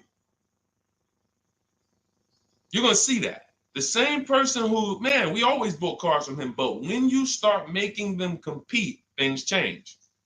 Things change dramatically. And that's going to reveal to you, oh man, Charlie, how long you been overcharging me then? How long? See, because one dealer's best offer is not another dealer's best offer. So it's not like Charlie's lying. When he says to you, hey, listen, Ashley, listen, Miss Whittington, I can't do any better than this. This is our best offer. He may not be lying, especially, you shouldn't be there, but we do this, we never talk numbers in a dealership. But once they say that's our best offer, that's their best offer. When you hear from another dealer online, it's a different best offer. Another dealer online, it's a different best offer. And then you start saying to yourself, okay, I just need to find a dealer whose best offer is the lowest among everybody. But we can't stick with one dealer, because you'll never see how much you're overpaying by dealing with one dealer. So that's the process, Scott. That's the start. If you embrace that mindset, you're going to win every time. My 2 favorite words are multiple offers. You want to protect yourself from overpaying on anything. I don't care if you're getting your house renovated, multiple offers. Those of you who's not a good negotiator. Before we go to the next question, because I see we got a lot more questions coming, and keep typing them, and Dolan's going to pull the next one. Before we go to the next question, who's not a good negotiator? Type me. Not a good negotiator. I know we got some negotiators on here. We got a good amount of people, but who's not? You just don't like it. You're either not good at it. You don't like confrontation. It's just not your thing. Who'll be honest and let us know. It's not your thing. Okay, I see you, Brenda. Okay. All right, I see you, Tony. Okay. I see you. Let's go. Okay, we got a bunch of negotiators. Okay, I see you, Michelle. Okay, they're coming in now. Okay. Multiple offers is, you never have to be a great negotiator. If you embrace multiple offers, you never need to be a great negotiator, because what happens when you start getting multiple offers, you're not negotiating with the person trying to sell you something. You're making them negotiate with the other people trying to sell you stuff. Big difference. When you negotiate one-to-one, you're negotiating with a person. When you make other people get bids and you get multiple offers, now those people are negotiating with each other to win your business. That's how we have deals. That's how we have people like Danielle here, who she got her Audi. She's paying a ridiculously low payment, $550 a month, $44,000 vehicle, no money down. That's how somebody like Sean saves 20 grand off of his F-150 Lightning here. Wrote me in. Now pay attention. Pay attention to what I'm about to tell you about Sean's deal. What's so important is he saved 20 grand, 21,000 off his new F-150 Lightning. But here's the big thing. When I asked him about the deal, I want to find his post. He said to me, no other dealer, I want you to see this. He has shopped locally. Where are we? I think this is it. Okay, hang on. Okay, I'll tell you what he said. He had to go 150 miles out to get that deal. He had to go 150 miles out to get that deal. So what you're going to see from most people who learn from me, and you'll be this way too, you're driving an hour to pick up your vehicle, but it's a great drive because you know the money you saved. You don't mind driving an hour to pick up your new vehicle when you know that I'm saving $5,000 on this hour-long trip. All those other dealers close to me that felt like they owe me, none of them wanted to make me this offer. But this one deal over here, He's beating them by $5,000. I remember this young lady in California. She was buying a Volvo, and she had to fly. She called me. She said, Southern California dealer made me the best offer. They beat my highest offer in Northern California by $4,000. All the offers I got, the best one in Northern California, this dealer in Southern California beat it by $4,000. I said, so what you gonna do? She said, I just got the plane ticket. It was $70. I said, that's what I would have did. So we have to go to where we're saving the money, y'all. This is a one-time thing. You buy your vehicle from who's making you the best offer. You service your vehicle from where it's most convenient. Two big differences. All right, go ahead, Dolan. Shoot the next one up. Everyone who just jumped on, this entire stream is sponsored by my new digital book. It's called Cars from Home, 7 Steps to Saving Time, Money, and Avoiding Dealerships. It's already 5-star rated. You can Google it. For the next 30 minutes, you can get your copy for 75% off. It's my entire blueprint of leasing step-by-step, getting below market leases, getting below market purchases, getting below market pre-owned deals step-by-step, making banks bid for our business step-by-step. Now, 30 minutes only. After 30 minutes, the price goes back up to $97. So you can click the link in my TikTok bio, click that picture of me, or click the link in my Instagram bio, and come back to the broadcast after you get your book. As soon as you pay on that thank you page, I want you to screenshot that. There's a link to open the book right there. So not only will I email you a copy, on the thank you page, you click a link, and that book is right there too. So, and then for those of you on YouTube or Facebook, we have the link showing below. Link in the comments for you, and Facebook, you guys will see the floating link. So 30 minutes, get your copy. You won't pay the $97 price. You'll get yours for $24, and you have everything step by step. You won't have to remember any of this or watch my social media videos anymore. Okay. Scott says, dude, just wondering if you've heard of the Ford Flex Buy program, and if so, what are your thoughts? Well, let me do a little research on this. Hang on, because we can find out if this is going to be good for you or not. Let me tell you how easy it is when you figure this, Scott, when you grab this mindset, when you unlearn this. Hold on, they're saying they couldn't hear me on TikTok. Okay. Well, as long as you could, well, I know you guys can hear me here. We're on 2 TikTok channels right now. So let me see here. I'm pretty sure. Give me a, before we hit this question, let me make sure. Can you guys hear me on TikTok right now? Type yes. If we don't want to continue and people can't hear us. So let me know. But I see, these are the people I love right here. I love people who say, I'm going to get to it. Hopped off of TikTok, because we're on 2 TikTok channels, and now on Facebook. She said, I'm getting to this information. I don't care if I got a skim platform. I love it. Okay, so we're good. It must be just this one TikTok channel then that we're having issues with. So it's all good. Let me close this one out, and then we'll keep it moving. Okay, so this is how easy it is to find out if something's worth it or not. Does it make people compete for my business, or does it try to lock me into something?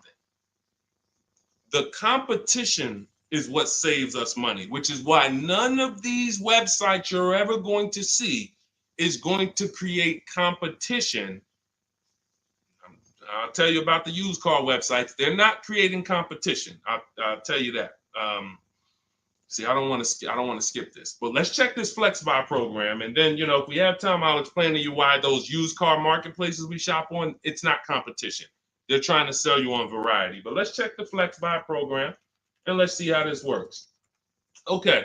So what is Flex Buy? Flex Buy is a unique payment plan for qualified buyers. Ford Flex Buy program payments start out lower, gradually get higher after 36 months. The Ford Flex Buy program takes the rate on a 60-month traditional loan and extends that rate to 66 months. The first 36 months of the loan, the payment will be lower as compared to the 60-month payment. The last 30 months of the loan, the payment will be higher than the first 36-month payment. Although every reasonable effort has been made to ensure the accuracy of the information. Okay, hold on. Let's see. I'm going to tell you what I don't like about this already, and I need more information. If this is in any way adjusting to the market rate. I'm talking about if the bank says like think about an adjustable rate mortgage. Some people have had a fixed rate and some people have had an adjustable rate mortgage. The adjustable rate is good for the lender because the lender says, all right, here, pay this rate that we agree on today, but in 3 years, 5 years, and 7 years on an adjustable rate mortgage, let's talk about what your new rate is based on what the market rate is. If that's in any way like this is trash. Because the banks will say, all right, well, for the first part of the loan, we're going to do one interest rate. And then we'll look and say, midway through, what's the market rate? And if the market rate's lower, great, you win. If the market rate's higher, then you lose. So here's the thing. When we're getting loans, I'm getting ready to explain something to you guys called the bank bidding war. There's so much money in loans, it's ridiculous. That's why there's people who want to loan you money to buy cars. They don't even sell cars. And could y'all keep tapping the screen on TikTok and running those likes up? Can we get to 1,000 likes real quick? Every time y'all tap the screen, y'all run the likes up and y'all actually help TikTok bring more people over here that need to be here. So I appreciate everybody. And thank you to everyone who hits the like button. I appreciate you. It does matter. Now, the credit bureaus in the United States allow you to do something called rate shopping. Rate shopping is when you actually let multiple lenders run your credit within a small period of time, and they can access it with a hard pull and it won't drop your credit score more than one hard pull. So let's just say one bank, Bank of America, accesses our credit to give us an offer for a loan. It may drop our credit 9 points because of the hard pull. If we shop within the rate window, we can have 50 banks at credit unions run our credit, and it's going to affect it the same 9 points. That's called the rate window. I haven't heard anyone talk about this. I've been talking about this for literally over 2 years. I think I have a couple big videos that you guys have shared, watched, that talk about how to do this. When you are getting your offers from banks, you want to get them after you've already found your best deal on your car. Because once you get your best deal on your car, you have everything you need now to go to the bank or go online, call the bank and get an offer. Who's had a bank tell them when they call for some type of offer, the bank tells you, well, we need you to have a car first. Who's had that happen? You call and you're coming and you're shopping for you're trying to get a pre-approval or something like that, and the bank tells you, well, we need what car are you buying? We need the car details. Well, that doesn't really make sense, right? I'm trying to get the offer so I can go get the car. But in the case of how we do it, we find our best deal on the car, then we come home and we let multiple banks and credit unions fight it out. Fight it out. Because I guarantee if this Flex Buy program doesn't allow you to shop for your rate and compare whatever rate they're going to offer to whatever rate you're going to get, you're going to lose with that program. And all they want you to do is see that, hey, well, we're going to give you flexible payments. They're trying to hook in people who just like, hey, that sounds good. Not realizing, well, if you just got a rate that was just got an interest rate that was 2 points lower, your payment would be $40 less a month.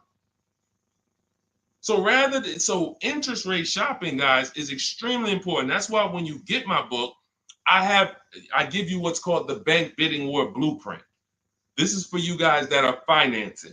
I haven't added that to my book yet because I haven't had a chance to go in and restructure it. Every time I update the book, every time I come up with a new idea or a new website comes up, I update the book. I don't charge you for that. So websites go out of business. Room went out of business earlier this year. Websites go out of business. I'm not going to charge you for each time something changes because we use an online program.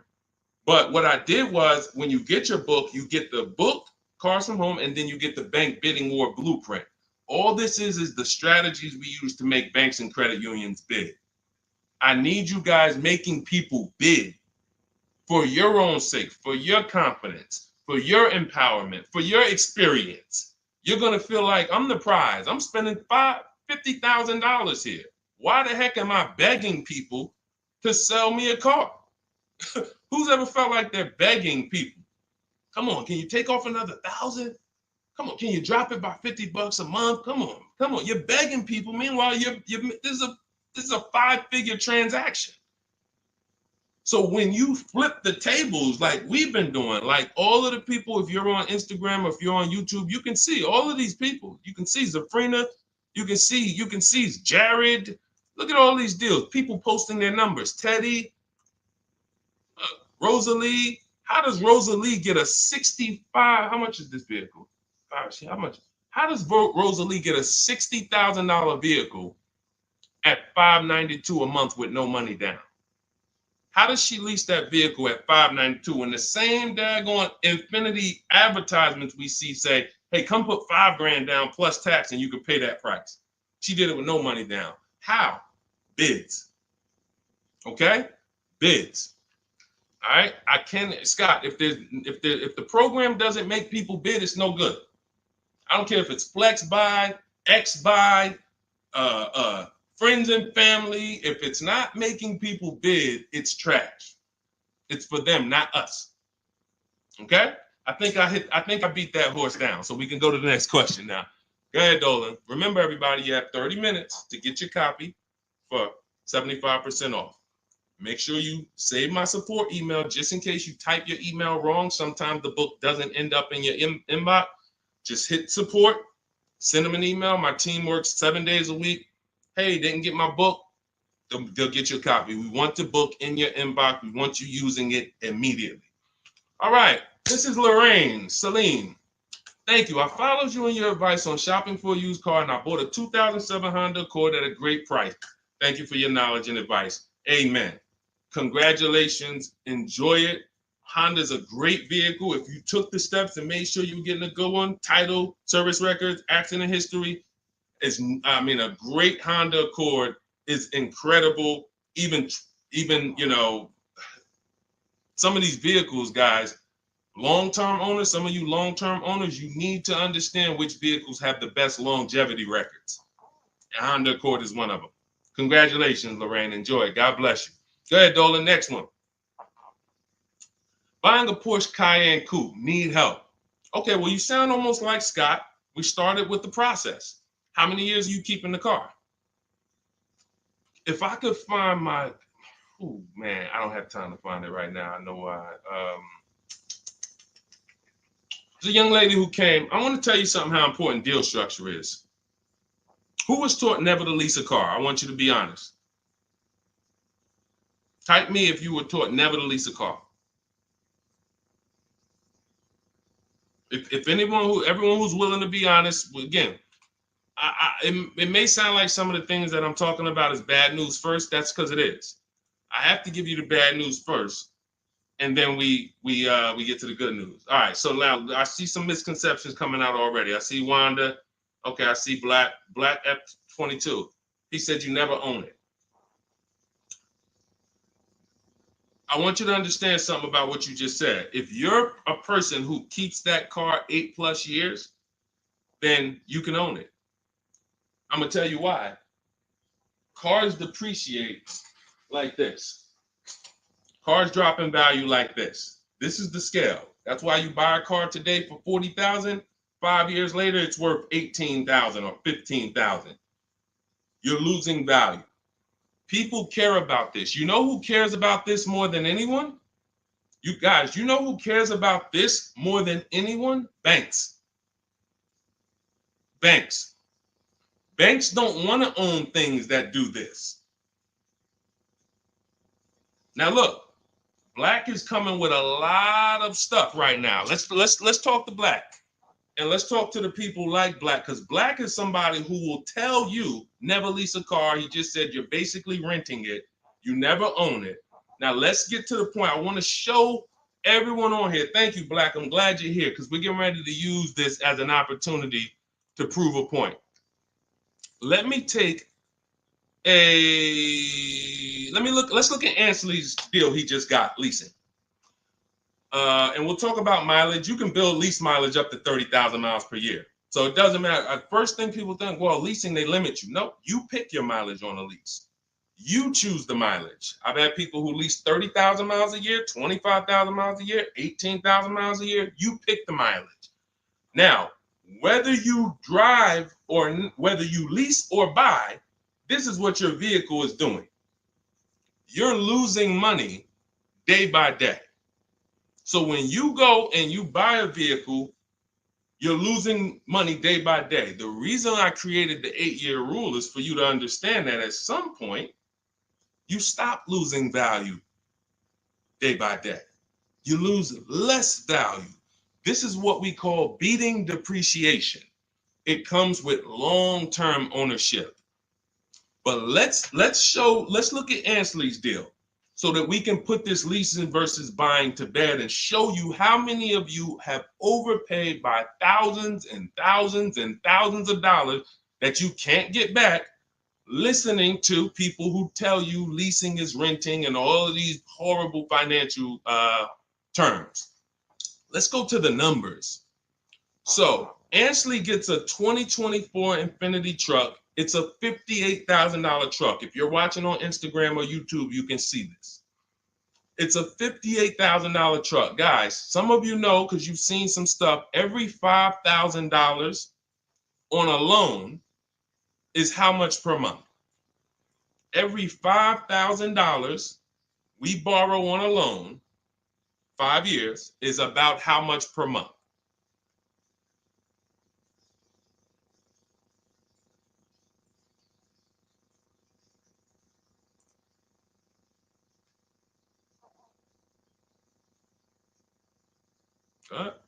Anybody know?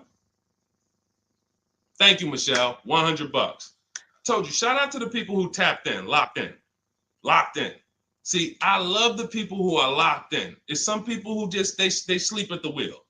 I need the people who are locked in. I'm really only talking to you. Now, that means this vehicle that Ashley went in to get, his $58,000 vehicle, if he would have just said, all right, I want to buy it because I was taught leasing is renting, how much is it going to cost me a month? No money down. Let's figure, we're going to compare apples to apples. No money down, because when you put money down into the deal, that confuses you. That actually makes you think you got a better deal than you really did. When you evaluate deals with no money going into them, it's easy to see where the best value is. Now, Ashley would have been paying $1,200 a month for 5 years. $58,000. That's not even full tax. Let's just round the tax to 60. Let's just say $1,200 a month. But Deshone, what if he got a good discount? Okay, I'll give you one better. Let's go extra conservative and let's play that game. Let's pretend that he's using my strategies and he found out a way to save a huge amount of money off this brand new Infiniti. He's getting bids, he's using my strategy, but he's not leasing because he's been programmed not to lease. So he's not leasing, but he's going to get bids. Now he saves $10,000 off the price of this brand new vehicle. $10,000. So instead of financing 60, he's financing 50. What's his payment, everybody? What's his payment? We just said every $5,000 is $100 a month. $50,000 vehicle. What's his payment? $1,000 a month. $1,000 a month. Okay. Now that's with a super discount. That's with a discount that's like anybody would be happy to save 10 grand. I'm proving the point here that you cannot get a good deal if you buy, but you should have leased. You lost. Big time. Now watch this. He's leasing and his payment is $554 a month. So now somebody like Black, somebody like Miggy over here that agrees with Black, they pull up in their Infiniti truck, right? And they pull up next to you. And y'all are both driving the exact same truck. And you look at them and you're like, hey, man, we got the same truck. Now they're going to say something to you like, yeah, you know, man, it's expensive though, man. It costs to drive this, right? And you're going to look at them and be like, oh, how much you paying? You know, I did a no money down deal. So I know I did all right. I did no money down, but I'm paying $1,000 per month for this. Oh, really? I did no money down too, but I'm paying $554. Wait, you? Yeah. Oh, yeah. I leased this. I drive it for 3 years, then I give it back.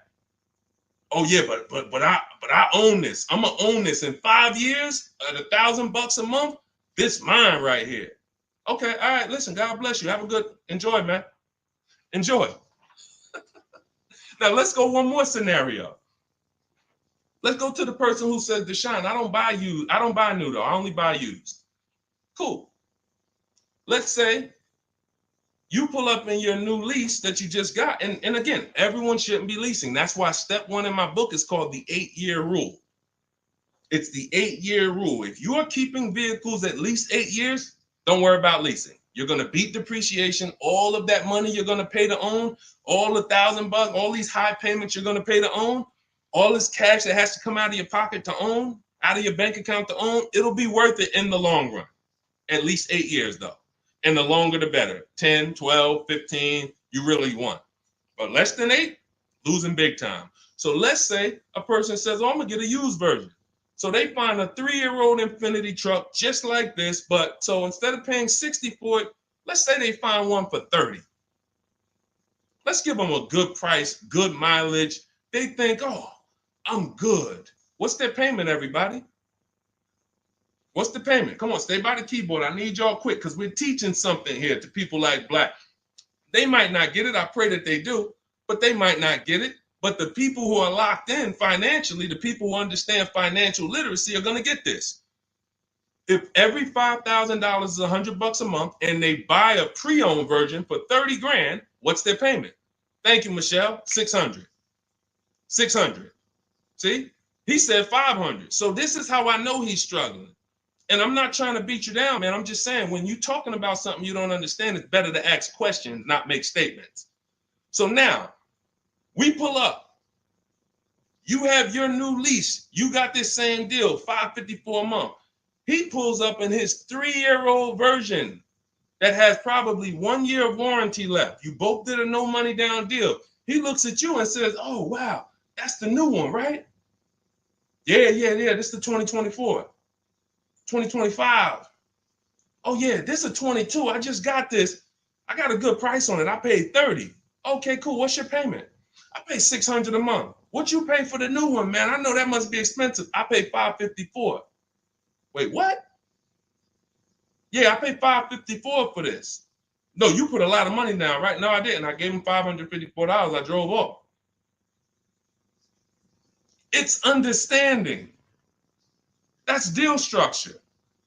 That's why when I came and started teaching 3 years ago, I had to teach deal structure. I couldn't teach people to just go in and buy cars, get great prices. If you get a great price, but your structure is wrong, you overpaid.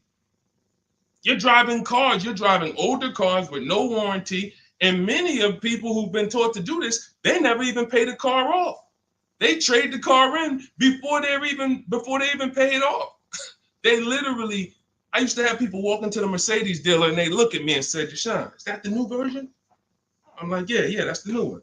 He's like, I got 3 payments left on this. This one, as soon as I pay it off, I'm coming to see you for that one.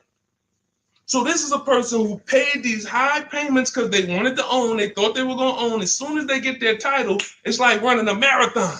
Oh, these high payments, these payments are so high, but one day I'm going to pay this car off. And then as soon as you get to the end of the race, you go start another race. It's horrible. It's horrible.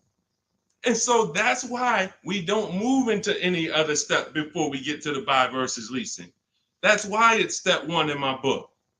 So we can sit here all day and compare numbers. There is no comparison to a person who's getting great lease deals versus a person who's buying.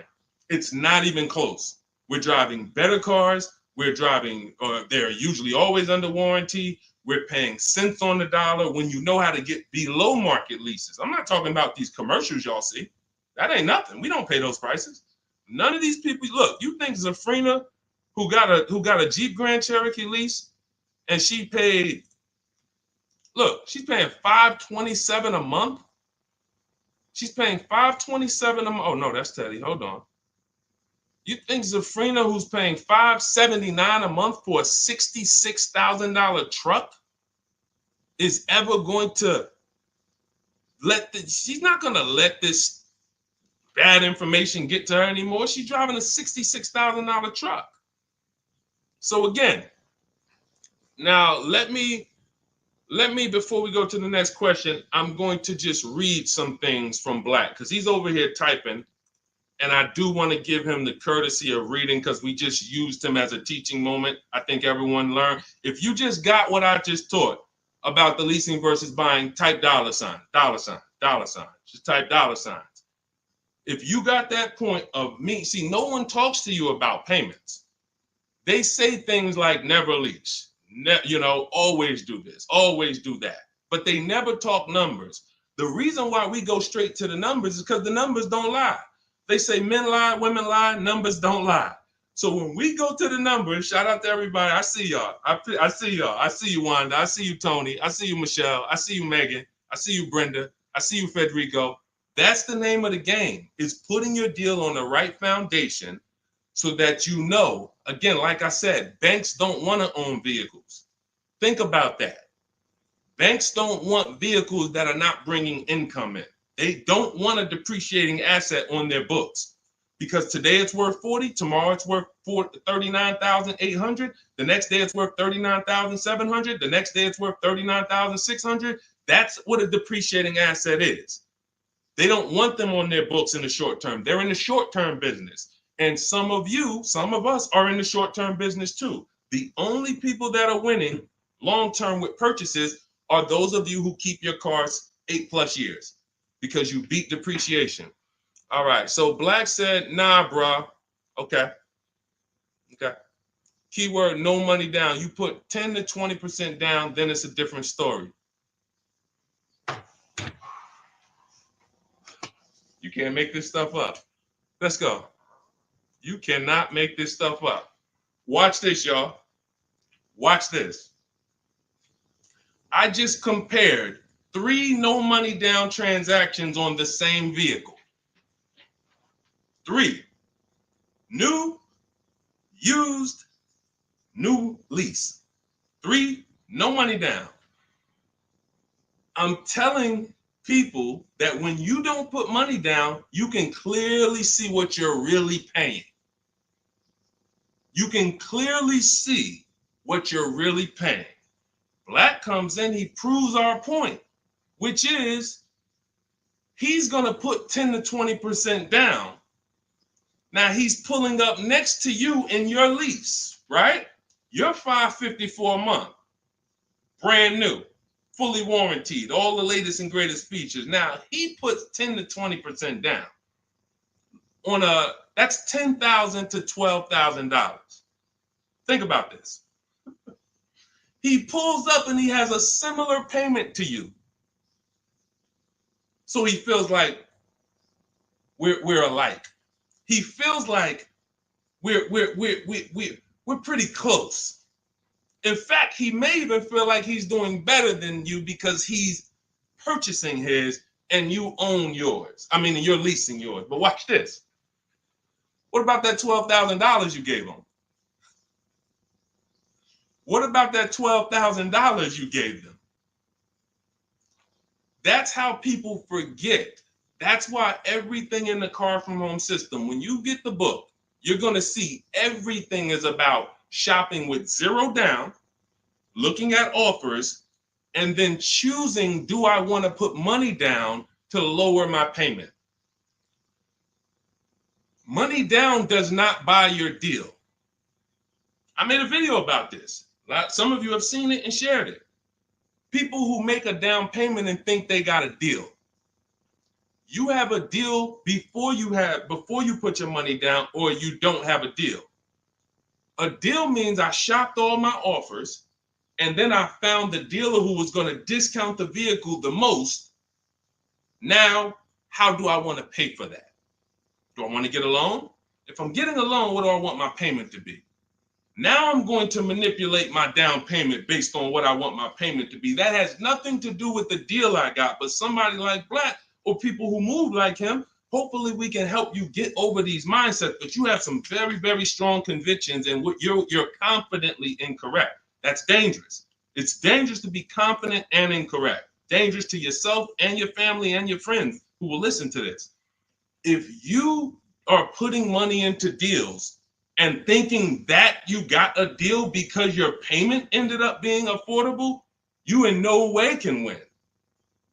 First of all, you're letting the dealer manipulate two things: the price of the car they're selling you and the interest rate that you're getting from them exclusively.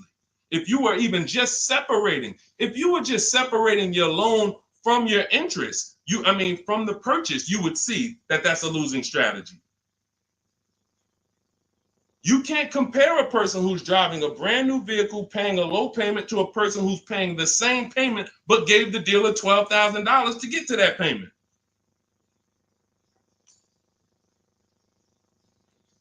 And look, here we go. Now let's get ready for the next question, because Black just said, I believe in the Ramsey rules, not leasing cars, and he's costing you. Now, let me ask you a question. How many years are you keeping your car, Black, on average? And let's just move on from there. We've given you enough, and you've been great. You have been great. I think we have all learned. You've given me a lot of things to be able to teach the audience who's willing to learn, but there is in no way, shape, or form. 3 to 4 years. My man, you are losing like crazy. Look, he's buying cars like this and flipping them. He's buying cars like this and flipping them, coming back. You're spending so much money that I can't even get it across to you because you're not in a posture to learn. You are literally buying cars in their deepest state of depreciation because somebody told you don't lease. You listen to them. You buy the car here. It's worth $40 the day you buy it. You come back in 3 to 4 years to get a new one. They give you $20 for that car. You spent $20 grand. You lost $20 grand in depreciation in 3 years. And you just keep doing that because somebody told you never lease cars and you listen to them. The payments I'm showing you, it's not clicking. The fact that the same car you bought for $40 that you're going to get $20 for, you're paying $40. That's an $800 a month payment. You put 20% down, you finance 30 grand. Now that's a $600 a month payment. That same $40,000 car we're leasing with no money down for $500 a month. No money down. You are spending thousands. We can't help you, man. You got to be willing to unlearn it. You are so locked in, So anyway, but I think, listen, everybody who got it, you understand. That is why leasing versus buying is paramount. You cannot get it. If you are not keeping your cars 8 years, you cannot get a great deal buying. You're going to lose in depreciation. You're going to lose in resale value. When you go to replace that car and you see what it's actually worth and how much you paid over 4 years or 5 years or 7 years, when you compare that to a person who drove brand new cars for that particular same period of time, it's no comparison. And then you have cars with no warranty and all of that. Yeah. Look, Megan said, Black doesn't seem to learn. So to my question would be, could you buy an extended warranty package? Hold on. Why am I getting calls on airplane mode? Sorry, guys. I hold on. Let me put on Do Not Disturb. All right, so go ahead, Dolan. Shoot some. Let's get to Megan's question, and then let's try to go through a couple more. But that was good. That was good, Black. Thank you, because we wouldn't have been able to teach on those points without your questions. Okay, so let's do Carolina on YouTube, and then let's go to we'll hit Megan, and let's go through as many as we possibly can. Hey, I'm new here. I want to trade my 2020 Nissan, and what's the best way to do this, please? Okay, so you have a 2020 Nissan. That's a vehicle that's not 5 years old. First thing you would do, if we were talking, I wouldn't let you buy. Unless you're telling me you're going to keep the next car 8 years, you're losing, because that 2020 Nissan, first thing we want to do is decide whether we're buying or leasing the next vehicle. And as we just said, if you're not keeping the next vehicle 8 years, you should be shopping for below market leases. Then you want to now see what is the most money you can get for that Nissan. We don't depend on a dealer to tell us. You're going to go to these 6 websites. These are 6 websites. You do this in 15 minutes. You're going to find out what that vehicle is truly worth. You find out what your vehicle is worth with offers, not with anything else. Offers. So go to CarMax, Driveway. Write this down. I told you, stay locked in because we do dialogue here. It's not just me talking. Unless you got a notepad, you got to stay locked in and ready. We're going to go to CarMax. We're going to go to Driveway. We're going to go to Carvana. We're going to go to KBB Instant Cash Offer. These are all offer sites. These are people you walk in, they do an inspection, they cut you a check, you're out of there in an hour with a check. They're not trying to sell your car, they just want to buy your car. Driveway, Carvana, CarMax, KBB Instant Cash Offer, Car Gurus, and Auto Nation. 6 offers, 6 bids. That's going to tell you what your vehicle is worth, and that's going to tell you if you have equity or negative equity. Equity or negative equity. Okay? So that's the first thing you need to do. First 2 things is ask yourself, how many years are you keeping the next car? And then do your equity assessment to see, do you have positive equity that could either go in your bank account or negative equity that's going to be carried over to your next deal. So that's the first step. Okay, do that first. Now, here's the beautiful thing. When I was at the dealer, I would have people who walked in as soon as I asked them how many years they were keeping the car. If they were telling me 5, like, remember the guy I mentioned a little while ago on the stream? I said he comes into the dealership. Hey, Deshone, is that the new one? As soon as he gets his title, he comes in and trades it in. I told him, there's no point in you waiting for the title. First of all, you can replace a vehicle without the title. That's fine. But again, he was taught, hey, I got to wait for my title, and then I make a move. So he always has a payment. 5-year loan, 6-year loan, pays it off, gets a new car. He always has a payment. It's just super high. But what I would do if he was listening, if he was open to financial advice, I would tell them,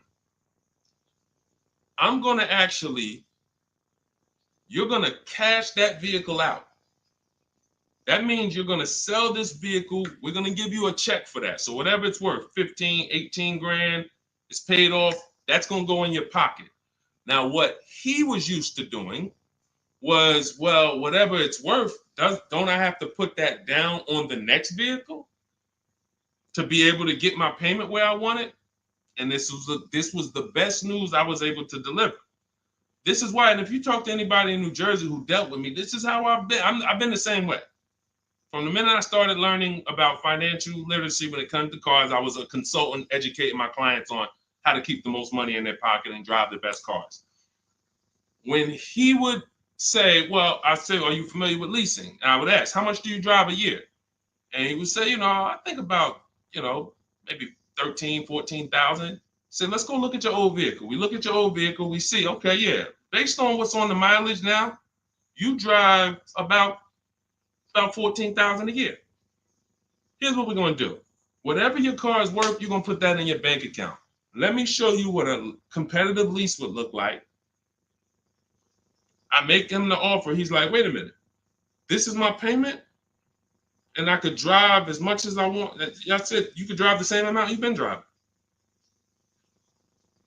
So I'm paying less than I was paying to own this thing? And you about to give me a check back for 12 grand, 15 grand? Yeah. This is what I want to do for the people who have been programmed that buying cars is how you should do it.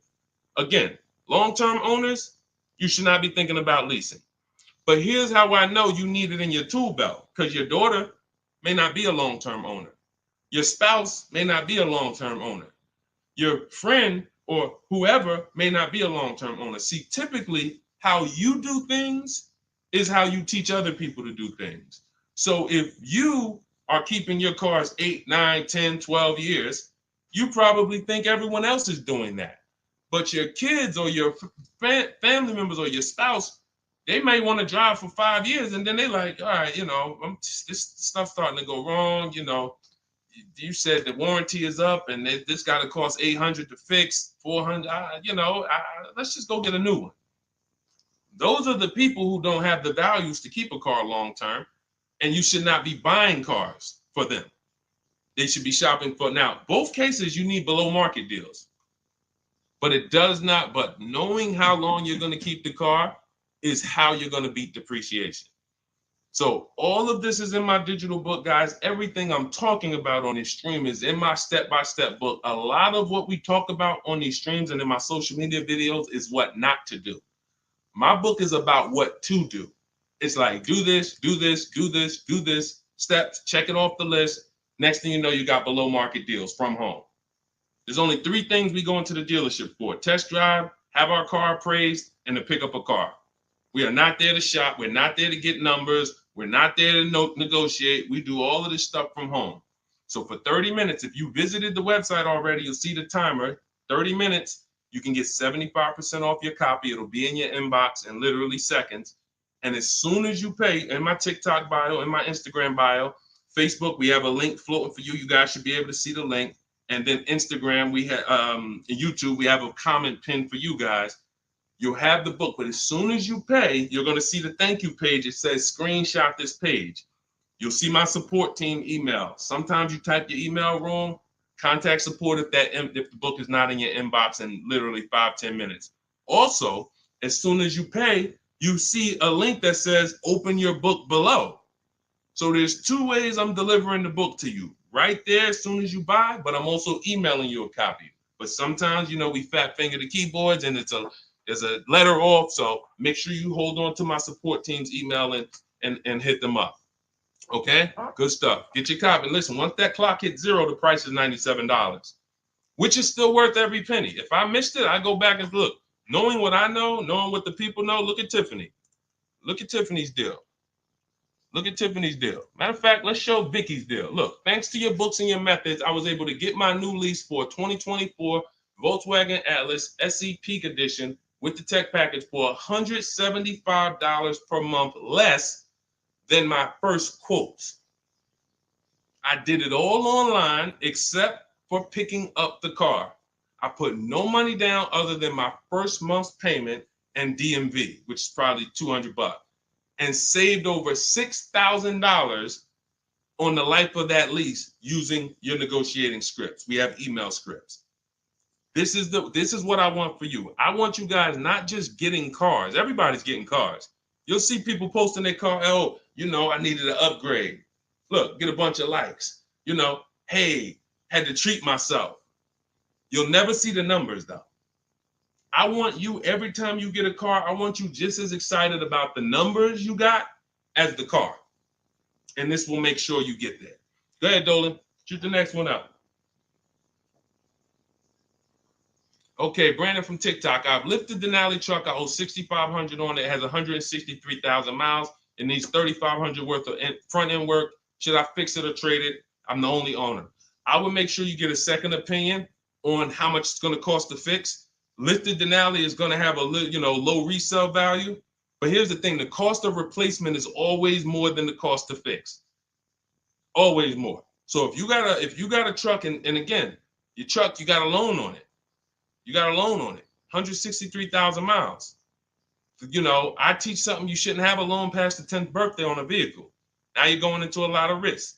There's different boundaries we need to follow. But what I would do if I was you is I would make sure I'm not spending more than $3,500 unless I'm getting multiple mechanics to give me an offer.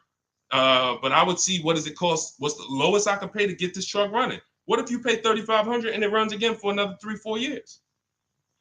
All day long. Because to get a new vehicle, $3,500 is coming out your house in probably 6-7 months. Which would you prefer? $3,500 one time and I could drive this thing for another 3 years problem free? Or $7,000 or $10,000 a year that I'm going to pay to get a new truck? Keep the cost low when you can. All right. Listen, I'm going to jump off. Everybody, listen, we'll be back for another stream. We went deep today. I think we dug into stuff we've never dug into before. Thank you to Black for, bringing some information to us that allowed me to teach and help you guys unlearn. Everything you need is in my digital book, Cars from Home, 7 Steps to Saving Time, Money, and Avoiding Dealerships. Normally $97. It's 5-star rated. You can Google it. You can see all the reviews people wrote using it. But you won't pay $97 if you get to my TikTok bio or my Instagram bio before that 30-minute countdown expires. You'll get it for 75% off, which is $24. And on YouTube and Facebook, I have a comment pinned for you guys where you can get your copy for 75% off. Use it. Make sure you email me your success stories, and make sure you save my support team's email just in case you type your email wrong. Let's make sure my team gets you your book. All right. God bless you. Keep winning. Keep unlearning. I'll see y'all on the next one.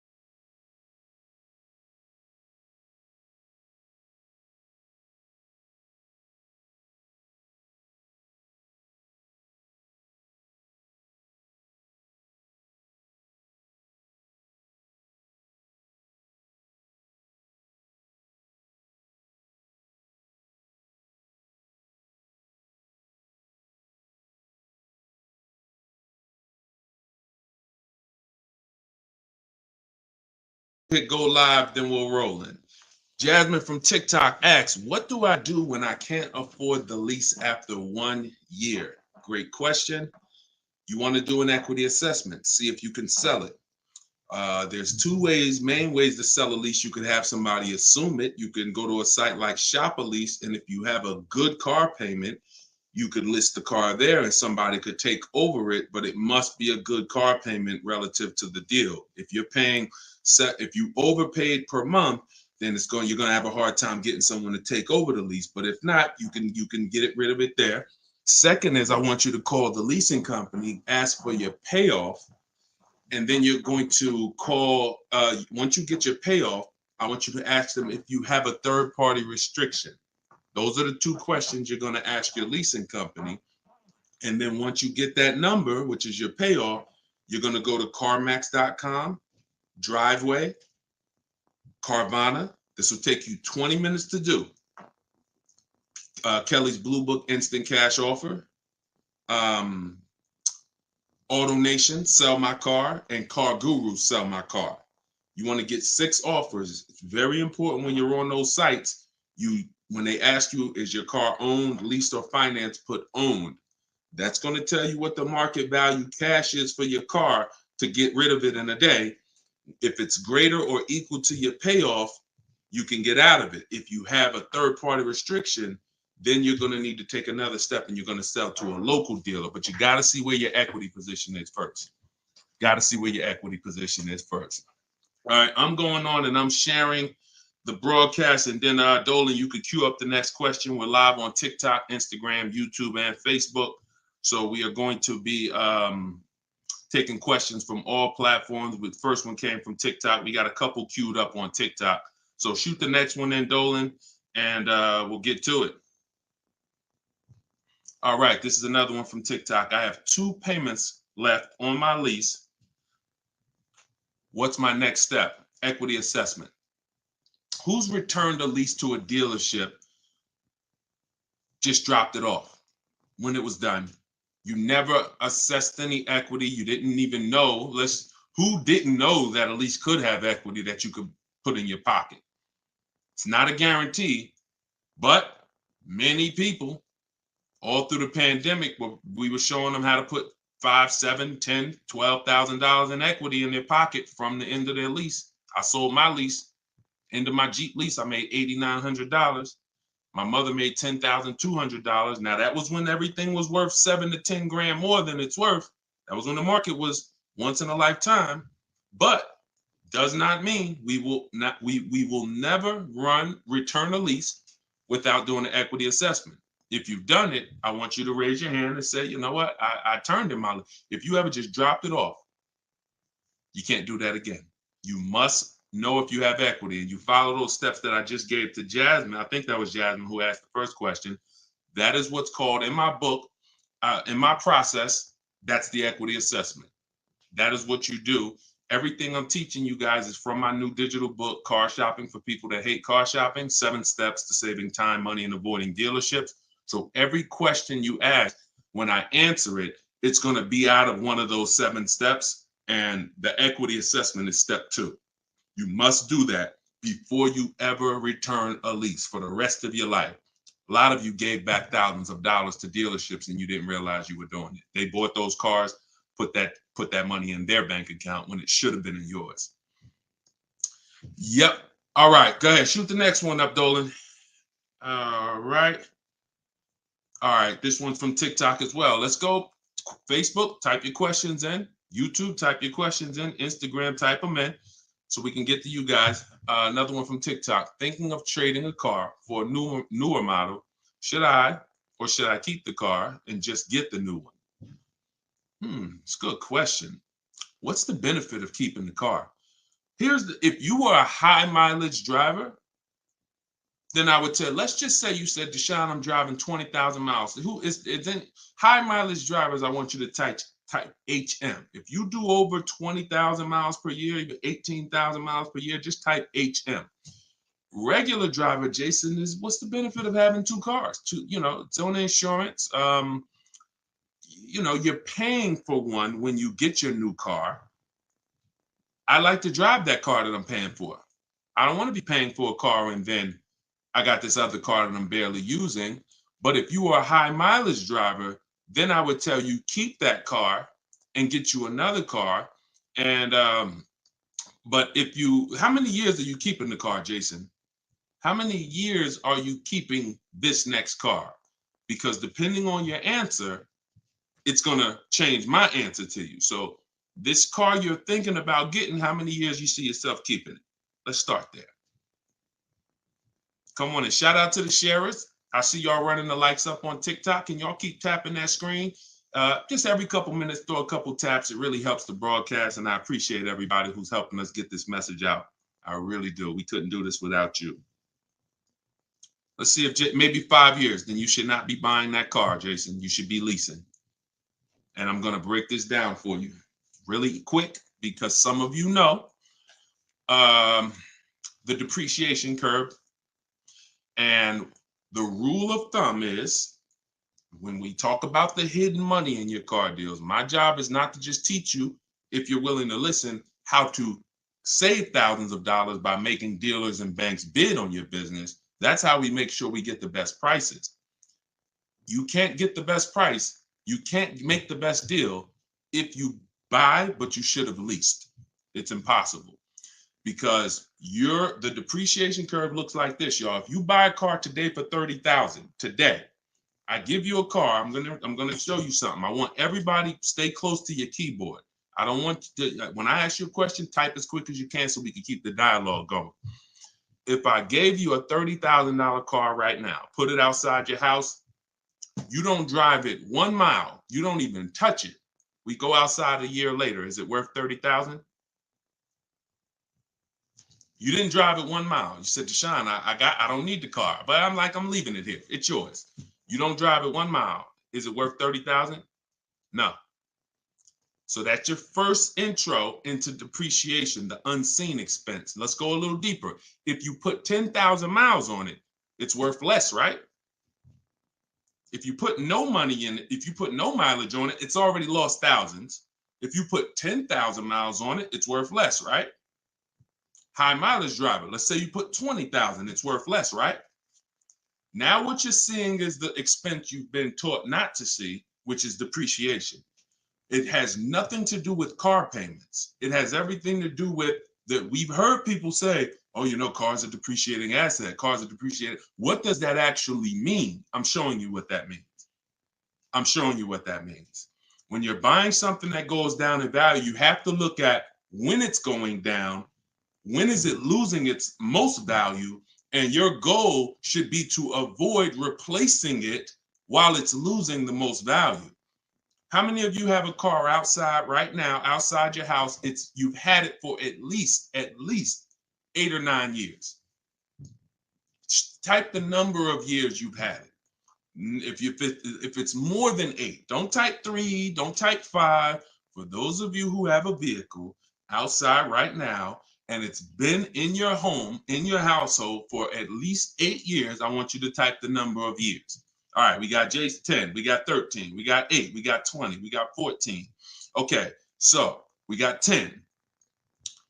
This is the leasing versus buying question, and there's nothing more important than this to the foundation of your deal. Because if you choose wrong, you cannot get a great deal. And if you're new to this, then lock in for the next 5 minutes, and you're going to understand why. The people, those of you who said, Deshone, wow, Jazzy's 20 years. The vehicle, the value of your vehicle right now, isn't it going to be about the same a year from now? Everybody who just typed, look at the, and I want y'all to pay attention. If those of you who are like, Deshone, I never keep a car, you might be saying, looking at these numbers and saying, Deshone, I would never keep a car that long. It's not for me. It's not in the cards for me. It's not my style, not my habit, not interested. Perfect. Pay attention. 12, 20. So all of these people, your car will be worth next year about what it's worth right now. What does that mean? That means you have avoided the depreciation. You've won. The depreciation curve normally looks like this the first 5 to 7 years, but it starts to get like this the longer you keep the car. So now all of you who have answered, all of you who are watching them answer, their car depreciation curve looks like this now. It's not losing much value anymore. If you don't get to that level, there was no point in you buying the car because you're replacing it here. There's only 2 ways to go from to avoid this type of depreciation. Car was worth 30, now it's worth 10, 7 years later. It's only 2 ways to avoid that type of hit. One, you're going to keep it long term. If that's not you, you should be shopping for aggressive leases. Not these leases you see in the car, in the commercials, come pay $4,000 down and all of that. These are not deals. Aggressive leases are below market prices and they're pennies on the dollar compared to what you've been paying. You cannot win buying cars and switching them like this. That's why you always have negative equity. That's why you're always never happy with what you're getting for your car. You buy your car, you come back, look 3 years later, you see what it's worth. It's always disappointing because you're trying to literally get cash back out of something that is not designed to give you any value in the short term. Leasing or long-term ownership. That's why the first thing that I teach, it's called the most important question, is how many years you keep in the car. If it's not 8, then you should be leasing. It's not even a question. We'll go deeper on that throughout the show. Anyone who wants to know more about that, you keep asking, because once I open up that Pandora's box, it's like your mind is like, oh, but everything I heard about leasing, I heard it was bad. I heard you can't drive that much. I heard that yada, yada. They bill you for all of this stuff. All of those things, I'm going to help you unlearn because unfortunately, the people who taught you that were confidently incorrect, which is dangerous. Confidently incorrect is you're dangerous to yourself and others. So, all right, so that's the key. If that's the key, Jason, don't think about buying if you're not keeping 8 years. You're going to overspend. And we'll talk more about that throughout the broadcast. Feel free to ask follow-up questions. Go ahead, shoot the next one, and I'll go as deep on that subject as we need to for you to understand it. It'll give you some lease comparisons. You'll see what great leases look like, and you'll see how there are pennies on the dollar when you know how to get great lease deals. And that's the way you avoid the depreciation. Only 2 ways. Great lease deals, long-term ownership, 8, 10, 15 years. That's it. 2, 3, 4, 5 years, you can't avoid the depreciation buying. You just can't. You're going to lose thousands every time. Go ahead, shoot the next one up, Dolan. We're keeping the questions coming in. We're live on all platforms, so just keep typing. I'm going to try to get through as many as I can. We got a lot of questions coming from TikTok. All right, let's go. Should I put money down on a lease that I'm about to turn in? That you're about to turn in. I'm gonna assume you meant, should I put money down on the lease that you're about to get? So check it out. Here's how you shop all your lease deals from now on.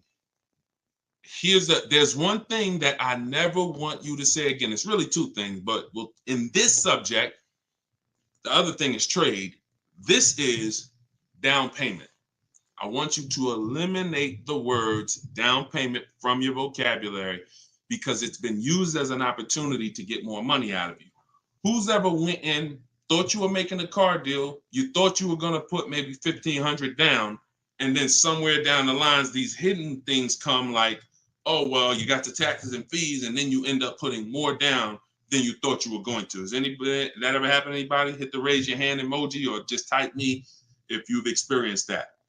You thought you were going to be putting this down. You might have gotten to the finance office to sign the paperwork, and now you got to come up with another 500 or 1,000 or the taxes or the fees or whatever it is, right? So I spent 14 years in the car business. For those of you who don't know me, I've seen the way we call them the 80%. 80% of people shouldn't be in the car business. They're overpriced. They'll sell their grandmother the highest price car. It doesn't matter. They have no integrity, very little morals. We don't buy from them. What you need is to learn to avoid them, and you also need to learn to find the 20% who beats them all the time.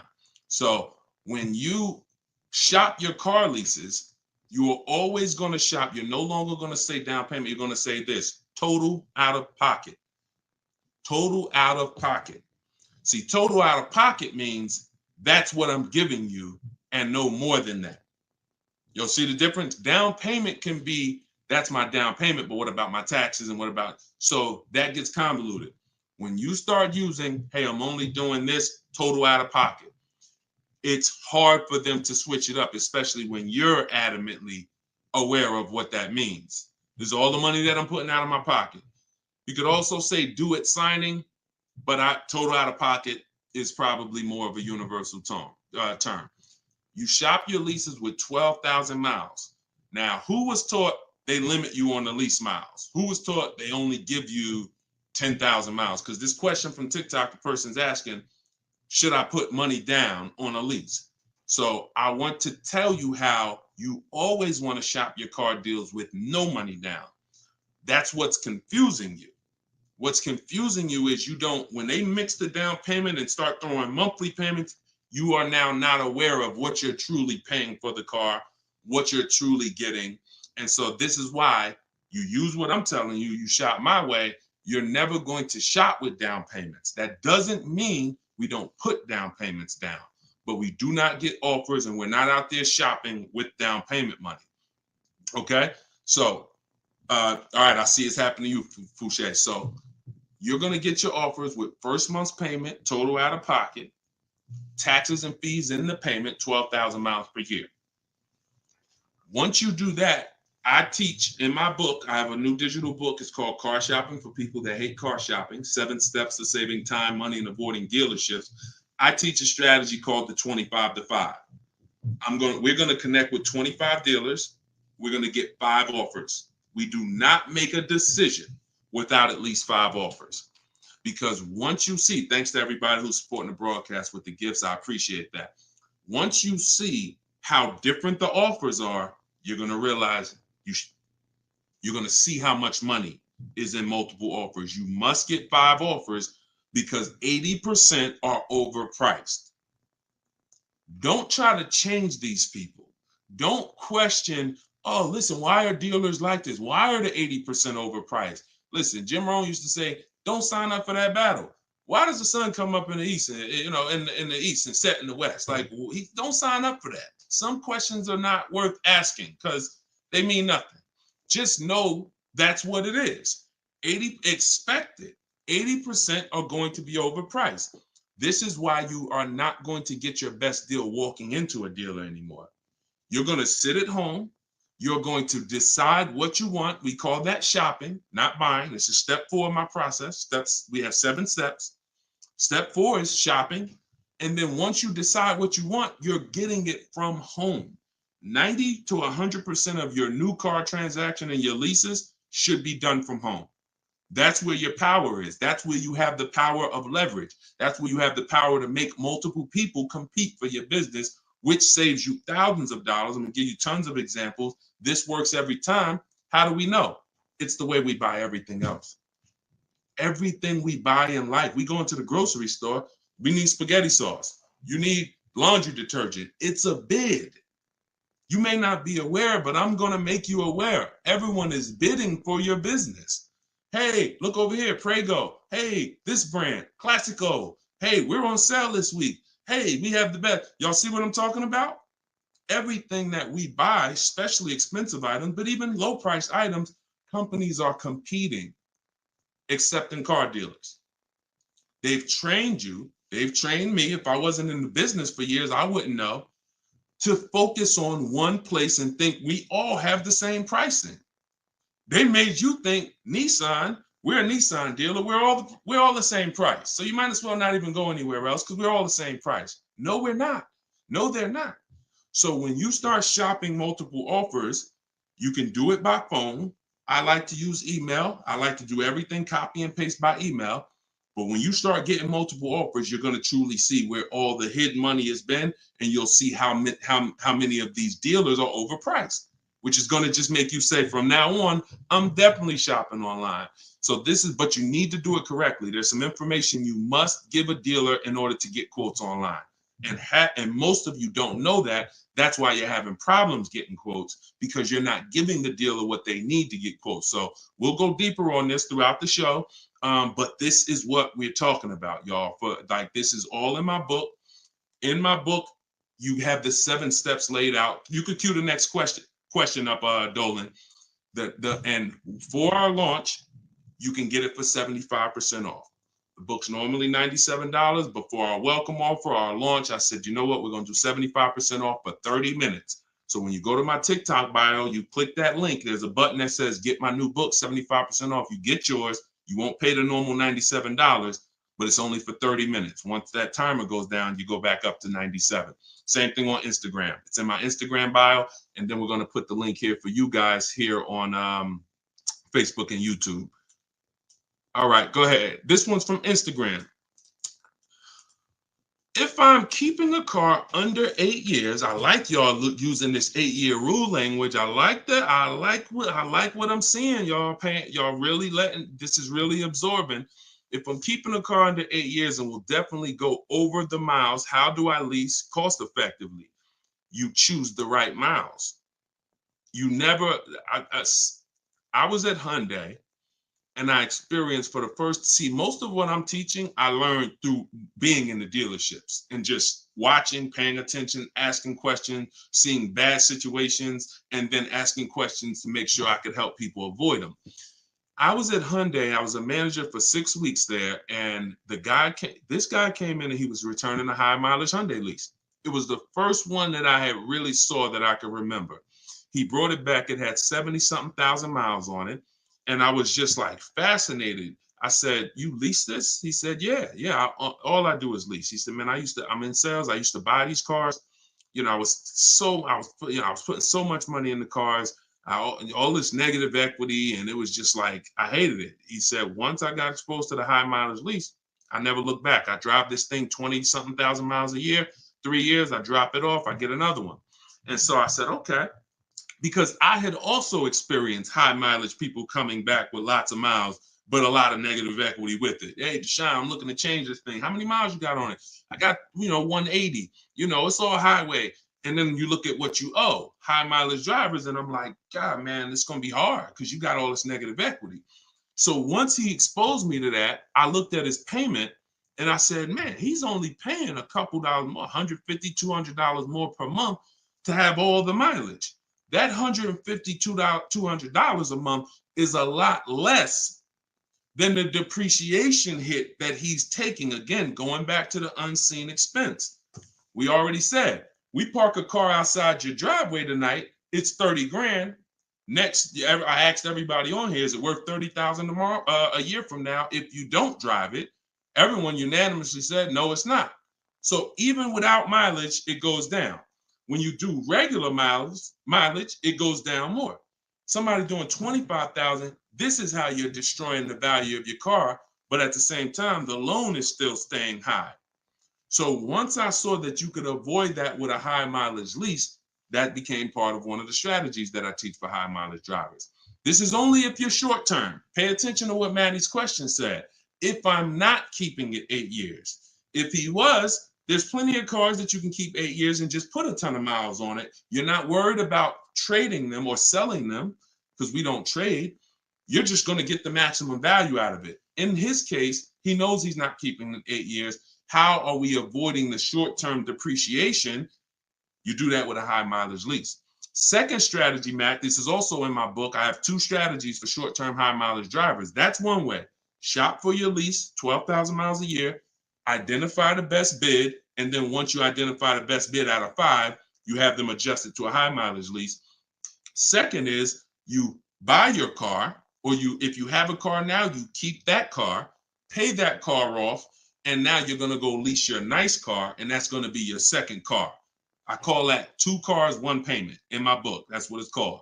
And now you have, because some people say, Deshone, you know what? I want a nice car. I drive a lot for work, but man, I want to get me something nice, but I don't want to just be destroying it. And this strategy becomes perfect for them. This guy who's doing the high mileage lease with Hyundai, that's not a nice car. Especially once it gets up to 60, 70,000, it's not so some people are like, you know what? I want a nice car. I'll have my mileage car. I'll do, half the mileage on that. And then I'll go and lease me something and I'll do half the mileage on that. And so it's a beautiful thing. You got your nice, beautiful car and you got your mileage car and you split it, payments affordable, and you're not dealing with all this negative equity like you've been used to dealing with as a high mileage driver. High mileage drivers are getting killed with some of the worst because you guys are just killing the value of your cars. You use either one of those, you're going to love it. Both in my book. So if you want that step by step, it's in there. Some of you are like, Deshone, this is great. I don't want to try to remember all of this. In my book, it's right there for you, laid out step by step. You can get it for 75% off in my TikTok bio or my Instagram bio, or just scan the QR code on the screen, or go to deshonesbook.com. Either way, get you 75% off. Okay, shoot the next one up. That was a great question, man. Shoot the next one up. Let's get through as many as we can. This one's from Instagram. Would you recommend leasing business vehicles? Well, that's a question for your accountant.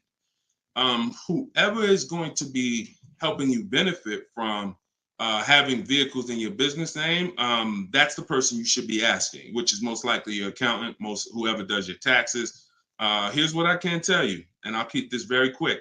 Many people are putting cars in their business name with no business, or no business that requires a car.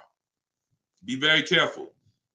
There's 2 parts to this. One, whoever's going to teach you to put cars in your business name from a business strategy standpoint, that's who you need to learn from. Second is you can use what we teach to save money on the cars, because what I see these people, influencers, social media people paying for these cars, they'll never tell you what they're paying. And they go and they re-up their cars like crazy because they need it for their brand. The money they are losing, most people can't afford to lose. But unfortunately, they're desperate. But get the strategies, get the structure. I used to have people all the time ask me, Deshone, do you teach Toro and all of these, I said, look, I don't, but you need 2 people. You need me, because I'm going to teach you how to buy the inventory at below market prices. You need the business person who's going to teach you how to legitimately do the business, inventory and all of that. Those are the 2 people that you need. And without both of them, you got some incomplete counsel. But be careful listening to these people, man. If you don't have a business and you wrote off thousands of dollars in business mileage or thousands of dollars in car payments and maintenance, I don't want to be around you when you get audited. And the sad part is those people who told you this won't be around when you get audited, and you can't support that. Just be very careful we don't want a second wave of the PPP. You get a lot. Okay, that's it. We're not gonna beat a dead horse. Go ahead. Next question, Dolan. I think y'all get the point. Some videos were the worst videos to go viral. Did so much damage, still doing damage. Okay, TikTok. This one's from TikTok. Facebook, YouTube. Keep typing. We're not seeing many questions from you today. Do you recommend leasing over purchasing? So you missed what we talked about. I recommend you go back, watch the begin. See, there is no leasing or purchase. There is no either or. It's a based on how many years I'm keeping the car, I should be leasing. You can't, there is no either or. When you lease, you are not keeping your car and you are avoiding short-term depreciation, paying pennies on the dollar for brand new cars. That's not going and paying what they have advertised or walking in a dealership and say, hey, work me up a lease deal. That is not what I'm talking about. When you add up the payments from doing that, you're going to see you overpaid. You probably broke the 1.5% rule and you paid too much for a car you're giving back in 3 years. What I'm talking about is aggressive lease deal. Look at this. Give you an example. I'll give you an example right here. So, and this one, I love to use her because she was in the middle of the pandemic. Middle of the pandemic, people were out here buying Kia Tellurides for just $5,000, $10,000 over sticker. Bonita got hers in 2020. She got a 2023 Kia Telluride, put $600 down, and that was her car payment every month for 3 years, $600 on a $46,000, almost $47,000 Telluride. Why is this so important? Some of you know, you may have seen the video, how much is every $5,000 in a car purchase price? How much is that per month on a loan? Every $5,000 is how much per month. So we're going to compare Bonita's incredible lease deal she got to someone who bought this same vehicle to show you that if you should have bought, but you lease, if you should have leased, but you bought, there's no way to win. It's over. $100. Good job. So that's clicking in. Ronald, great. $100. So whenever you look at a car, you look at a $10,000 car, your mind should automatically say that's $200 a month. 5-year loan. $20,000 car, $400 a month. 5-year loan. $45,000 car, which is about what Bonita got, that's a $900 car payment. So there's people driving this car. We're not even taking into account the taxes and anything like that. That'll put it up probably about 40. Actually, that'd be put it about 50. For her truck was 46, taxes and fees, call it 50. It's about $1,000 car payment for 5 years. She's paying $600. This is why there's no comparison. And sometimes your mind may play tricks on you. Yeah, but it's more than that. Is it? If you and I both drive out the same lot, same exact vehicle, you're paying, we're not putting any money into the deal. See, I want to make sure I keep you on track when you're not, neither one of them are putting any money into the deal. They're literally just going in, no down payment. All right, what's my deal look like? $600 a month, great lease.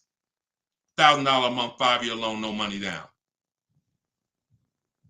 So when we leave it the same, if I'm paying $1,000 and you're paying $600, is there any question of whether you're winning right now financially? Same vehicle.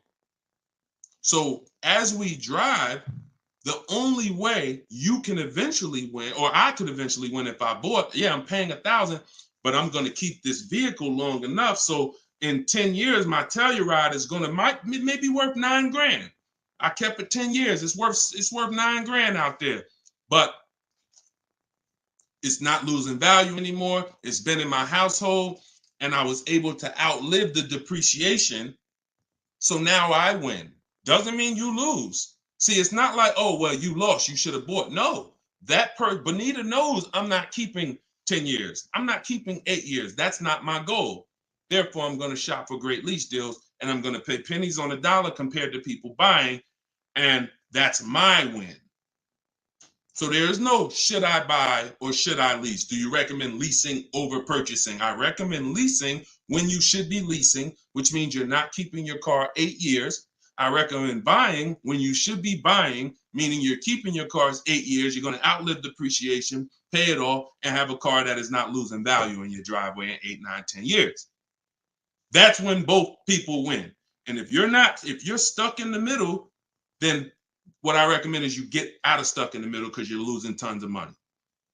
Get out of being stuck. Buying leases out, buying loans, straighten them in. Get to one, choose a side.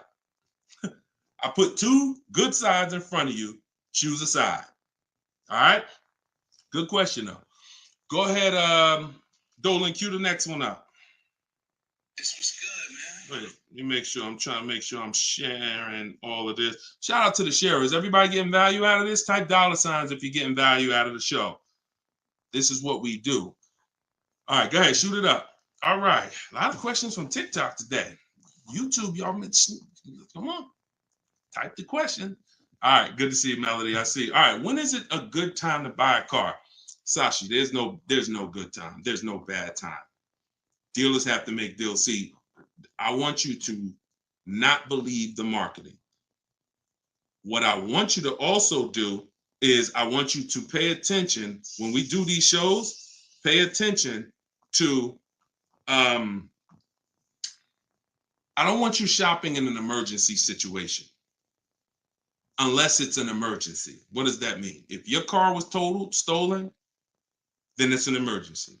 You got a couple days, no problem. You can use what's in my book. You can get bids. As long as you get multiple offers, you won't overpay. If you have your back against the wall, that's going to happen every now and then. Multiple offers is the key. If anybody had to go buy a TV right now, I said, look, you got 48 hours, you got to get a 100-inch TV, and you got to get a great deal on it. Is anybody worried about overpaying for the TV? Anybody on here? In 2024, is anybody worried? Dad, man, I only got, back in the days, it might have been like, oh, shoot, 48 hours. That might not be long enough. But you know where to go. Amazon.com, BestBuy.com, Walmart. I'm going to find the best deal on a TV. What I'm telling you is that's the same way you approach car buying. The more you do it the way you shop for everything else, the more you're going to see, oh, this is a lot easier. I'm in a lot more control. I eliminate buyer's remorse. So so even if your back is against the wall, if you're shopping, buying, you still should be getting multiple offers to make sure you're getting the lowest in the market. I'd say at least 5 because 80% are overpriced. Now, if you have time, then what you should be is in the market early. I teach something called 2 dates. The as soon as date, no later than date. As soon as date means soon as you can make a deal. Don't look at offers until you can make a deal. Don't entertain it's a waste of time. You might say, Deshone, I'm waiting to get this promotion at work in May. Then I'm a car shop. Should I look at deals now? Makes no sense. You can watch the market, but it makes no sense to entertain offers because you're not in a position. So as soon as you could accept an offer. Now that might be today. Then no later than date. That's the deadline. The gap in between that is your leverage. What does that mean? The ability to say no.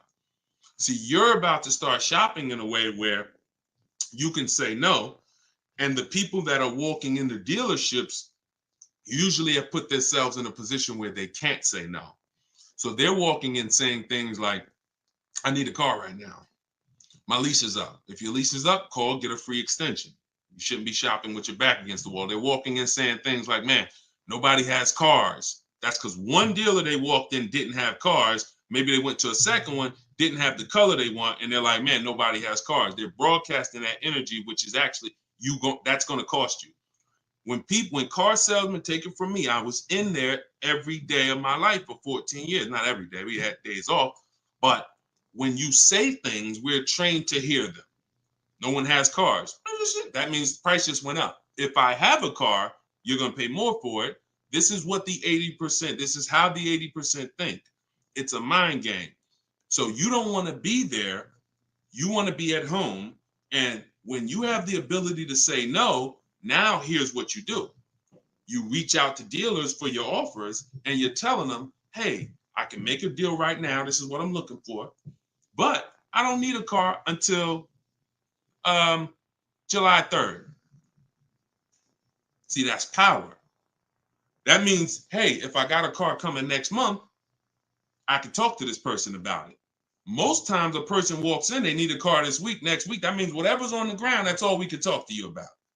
But when a person has been proactive in shopping, which is what I want you to do, which is what I'm going to teach you to do, it's all in my book, and it's everything you'll hear me talk about, is when you have the luxury of time, it benefits us. We make our contacts. A dealer might say, look, I don't have a car right now, but I got one coming in 6 weeks. Is that good for you? Yeah, give me an offer. Absolutely. Now, we don't talk. So I'm telling you, you could do it your way, which is call. I always say, ask for sales managers if you're trying to get offers online. If you're trying to get offers from home, we need at least 5. If you're going to do it my way, if you're going to get deals like Danielle and like the people you see me broadcasting the show, you get it at least 5. Sometimes we get 10. I think somebody we showed the other day had 10 offers. So the point is, if you have the luxury of time, you want to use it. Don't be sitting here saying, man, I really can make a deal now or 3 months, but no one knows that. And then you wait until you only need to make a deal in a month. Now you start contacting dealers. You've given away some of your leverage. And if you're shopping for a used car, you can watch the market.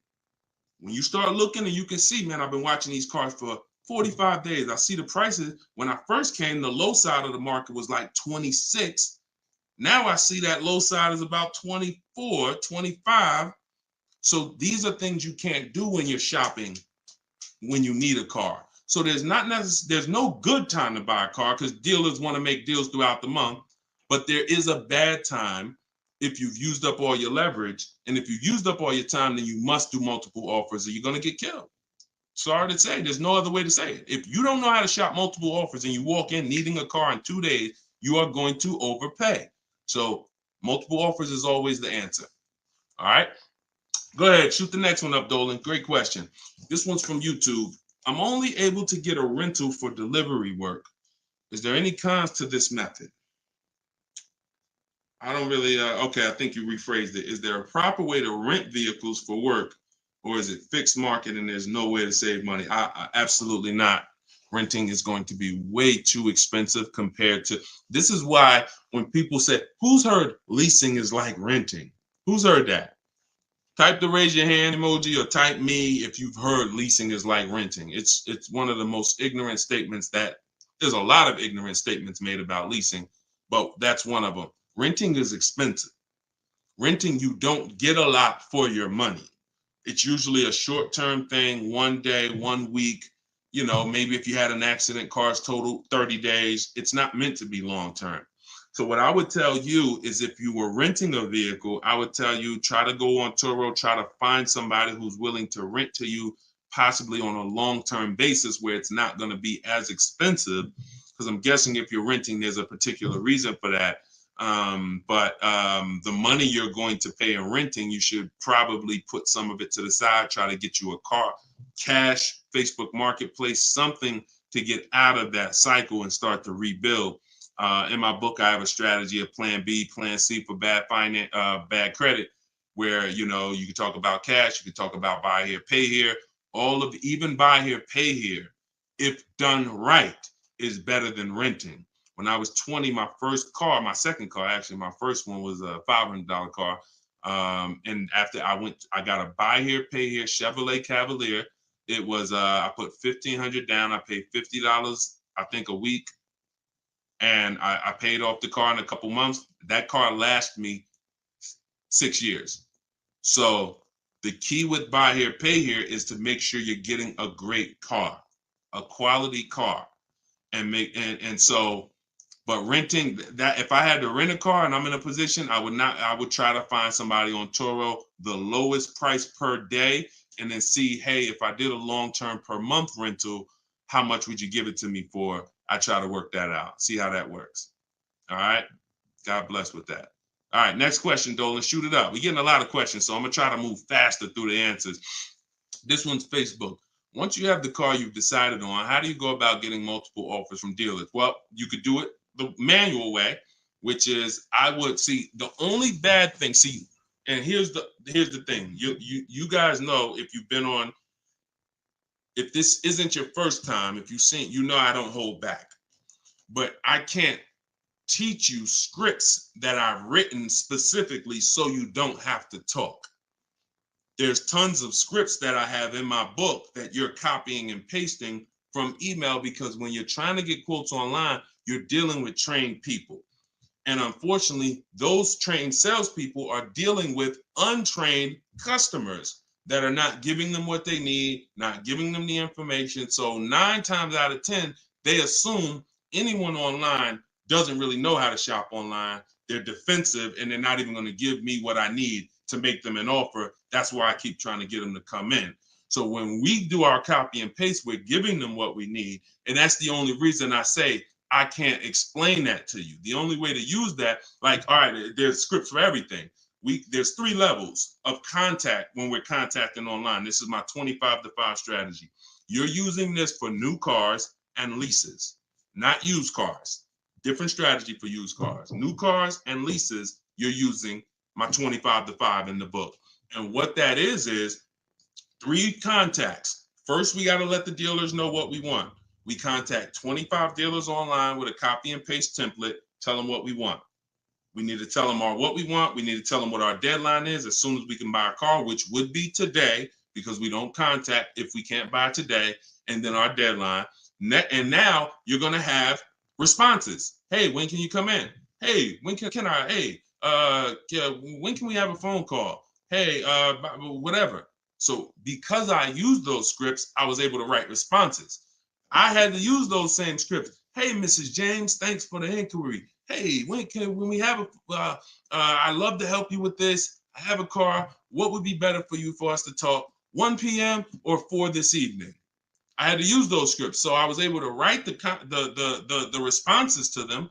So we copy and paste. Now, the key is whether you're doing it that way or whether you're calling, the first key is, do you even have a vehicle I'm interested in that matches what I want?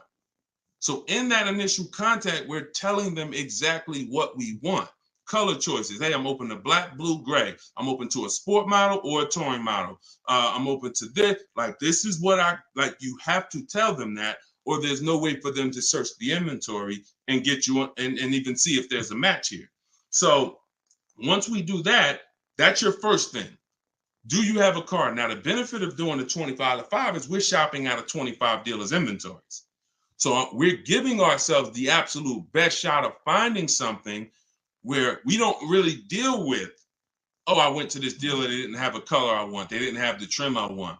If we contact 25 dealers and there's no inventory, that means they're either in between model years, which means, okay, maybe the 24s got sold out, 25s haven't come in yet, we're on that bridge, or it's a rare car, hasn't come in yet, or it's a very rare car. See, that's different than you believing the car is rare because you visited 1 or 2 dealers. Once we contact 25, if the color, we're reaching out for a pink one and the dealer is saying, hey, we don't really have that color, that's when we know. So shopping out of 25 dealers, we get the best shot. We're trying to find who has a car. Second thing we're going to do now is we need to send a quote request. When we send our quote request, we're telling them what we want. If we're buying, we're looking for all cash price because we're not doing taxes. We want a bottom line price. And we're getting that from at least 5 to 7 dealers. Because when you shop correctly, remember this, when you truly have shopped multiple offers correctly, you're going to see at least a $3,000 to $5,000 difference from your lowest offer to your best offer. I've been working with people around the country. We're 2 million followers. We have 1,700 people we've worked with personally since 2021. That is the consensus. 3,000 to 5,000 bare minimum. And in fact, some of you who are looking for higher price cars, you look at somebody like Kimberly. Kimberly used multiple offers. Her Maserati she was shopping for, she picked it up a little while ago, $86,961 vehicle. They offered it to her for $66,261. Deshone, that sounds crazy. She saved 20 grand. Actually, 20,700 on that offer. So now you never can pick. You don't know where the bottom is. She didn't go in saying, if I can't save 20 grand, I'm not getting it. That's not how we go in. We go in, we do multiple offers, and we let the bottom reveal itself. We don't choose the bottom. All right. So once we do that, we're getting our quotes, and there's going to be a lot of people who try to stop that. Hey, we only do business in person. When can you come in? So you need scripts to respond to all that if you're going to do it fast and shop like we shop, 60 minutes, 90 minutes.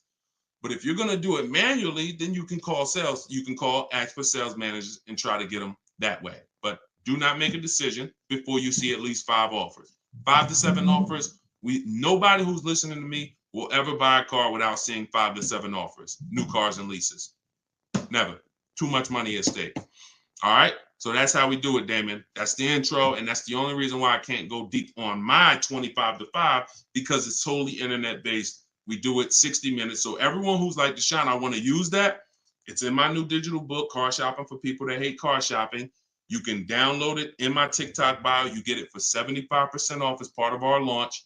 And it'll be in your inbox in 5 minutes. Same thing with Instagram. Go to my Instagram bio. You got 30 minutes before it goes back up to $97. Get your 75% off.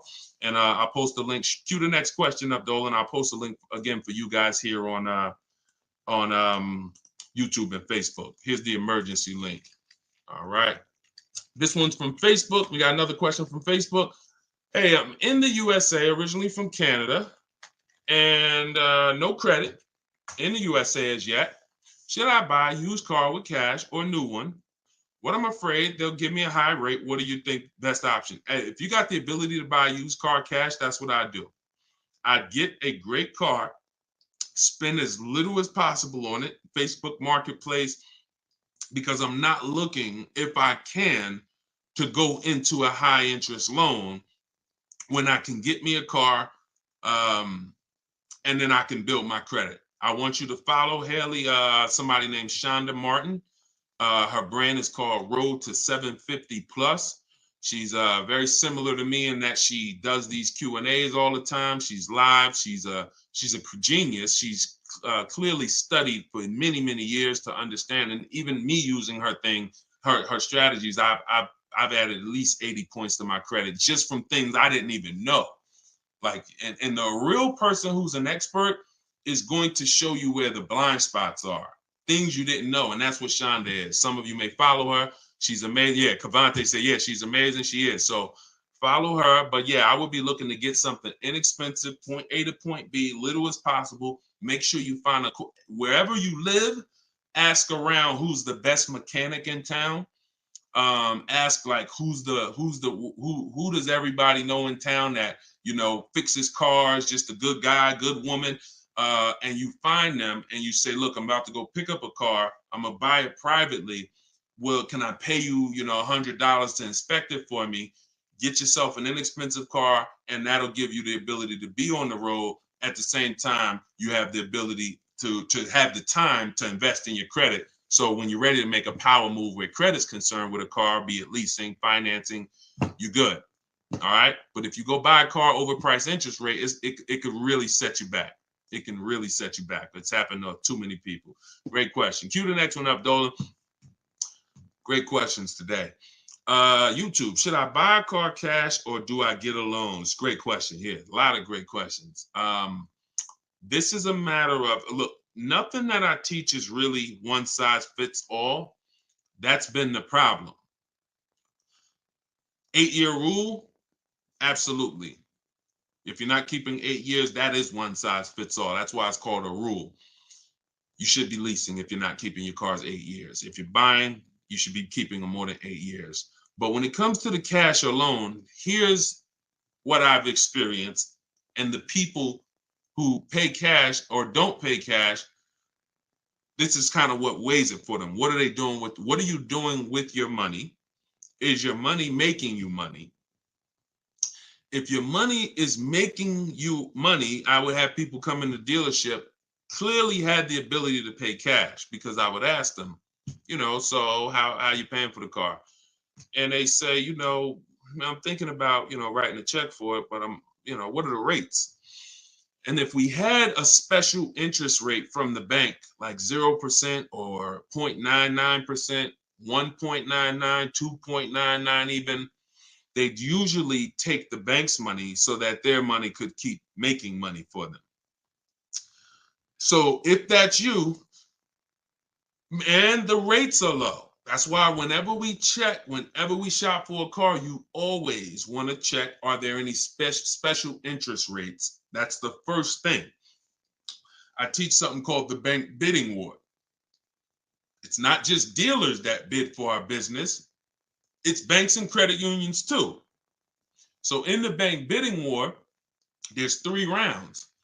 The first round, though, is checking if there's any special interest rates, because if there is 0.99 or 1.99, no one's beating that. Therefore, the rest of the rounds are non-applicable.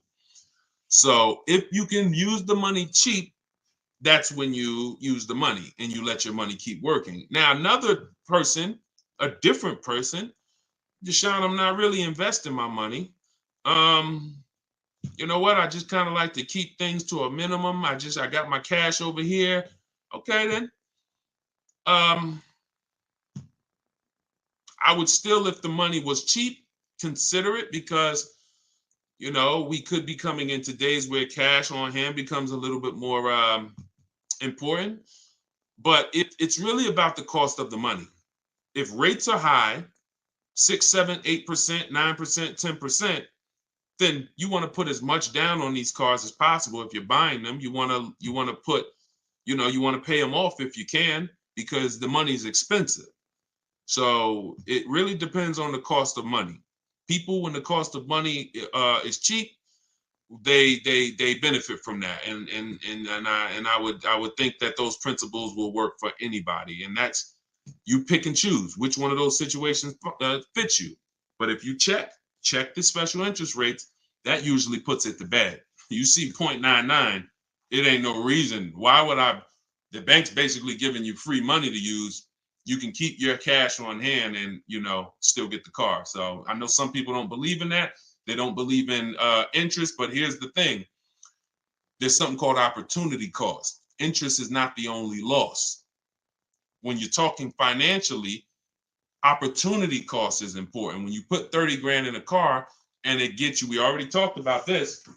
Cue up the next question, Dolan. Depreciation curve. When we start talking about financially making decisions, a lot of people see, if I put 30 grand cash into this car, what is my cash worth in 6 years? $30,000 car, what is it worth in 6, 7 years, y'all? 12, 10. So what's the return on that cash? It's not even positive. It's not even neutral. It's negative. So these are all the things that is like, okay, you go over that, what I just said over the last 6, 7 minutes, and you choose what makes sense for you. But I'm never going to give you one size fits all formulas. That's what has failed you. Always do this. That's what has failed you. Go ahead. All right, this one's from TikTok. What's the best way to purchase a car once lease is over? Why would you want to? All you're doing. All right. Let's talk about buying our lease out. And I'm going to keep this quick because some of you know that I'm adamantly against this unless you're keeping the car 8 years. Because sometimes we look at our leases, right? And we say, oh, it's, should I buy my lease out? Here's the question. Should you lease again or should you buy a used car? When you are buying your lease out, all you are doing is buying a used car. That's it. When you look at it that way, it's going to become more clear to you. It's your car. You don't have to go search for it. You do need to make sure it's a great price relative to the market, but that's all you're doing, buying a used car. So the question becomes, should I buy a used car or should I lease? And when you realize that the 8-year rule, breaking it, is going to continue to lose you money and put you in negative equity, you won't buy your leases because you don't plan to keep them again for another 8 years. I'm going to tell you how I found this out to be horrible. Guy walks in the dealership. I'm looking at the car that he has. He says, okay, I'm looking to trade this in and get me something new. So, okay, how many years old is that? About 5 years. Okay, cool. How long you had it? I had it since it was new. Okay. All right, you know how much you owe on it? Nah, I don't know. Now, that's not a good sign, because if a person tells you they've had a car for 5 years, and they've had it since it was new, wouldn't you think it was almost paid off or paid off, right? If that makes sense, type of dollar sign. If a person said, you saw me, like, yeah, I had that car 5 years. I bought it. I've had it since it was new. Shouldn't it be almost paid off or either paid off, right? So when he said, I don't really know what I owe, I was like, okay, no problem. We'll call the bank. We'll find out. All right. So I have the used car manager look at his because everyone who's in this position, I'm going to tell them about leasing. So I'm looking forward to that, because once I tell them about leasing and I show them the numbers and like, hey, you keep trading these cars, look how much you're going to save. And some people will come in and their car was paid off. And I'm like, good thing is whatever that car is worth, you're going to get all that back. You're not putting it into your deal and using most of it as a down payment. So I've literally changed people from financing or buying to a lease, giving them a check back for their whole car that they was coming to use as a trade, and they get a check for $12,000, and then they leave with a lease with no money down or little down, and they're like, yo, this is great. So I'm thinking I'm about to lay this out for him. And so used car manager goes, looks at his car, may say like, okay, I think the car's probably worth about 18. Okay, perfect. So let me call the bank, find out what he owes. Hey, how are you? I'm calling for Mr. Johnson here. Yeah, he's interested in replacing his car. We need his payoff. Okay, the payoff is 18,000. Wait a minute. How the heck is the payoff 18,000? Hey, Mr. Johnson, they're saying you still owe 18,000. Dang, it's that much? Yeah, I didn't know it was that much. Wait, I thought you said you had the car since it was new. Yeah, I did. You know what happened? We leased it for 3 years, and then we had bought it when we bought it after the lease.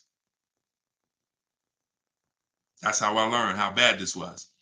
So I'm like, okay, because when you buy your car off lease, most people, you're going to need a 6-year loan to have a similar payment. So if your payment was $400 and you buy the lease, you're typically going to need a 6-year loan to have around the same payment, right?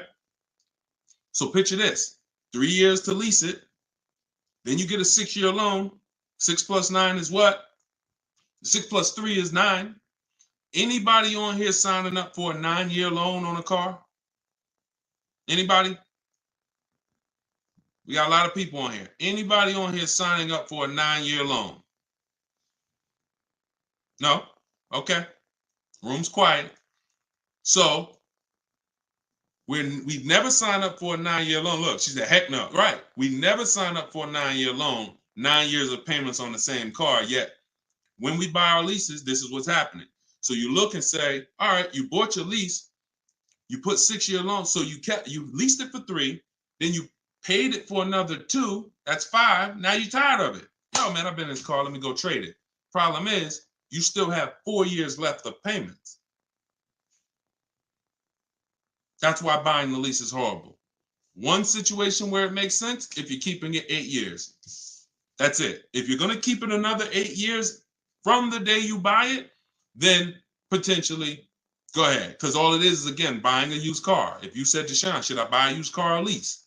How many years you keeping it? I'm keeping 8, 9. Buy the used car. Don't lease.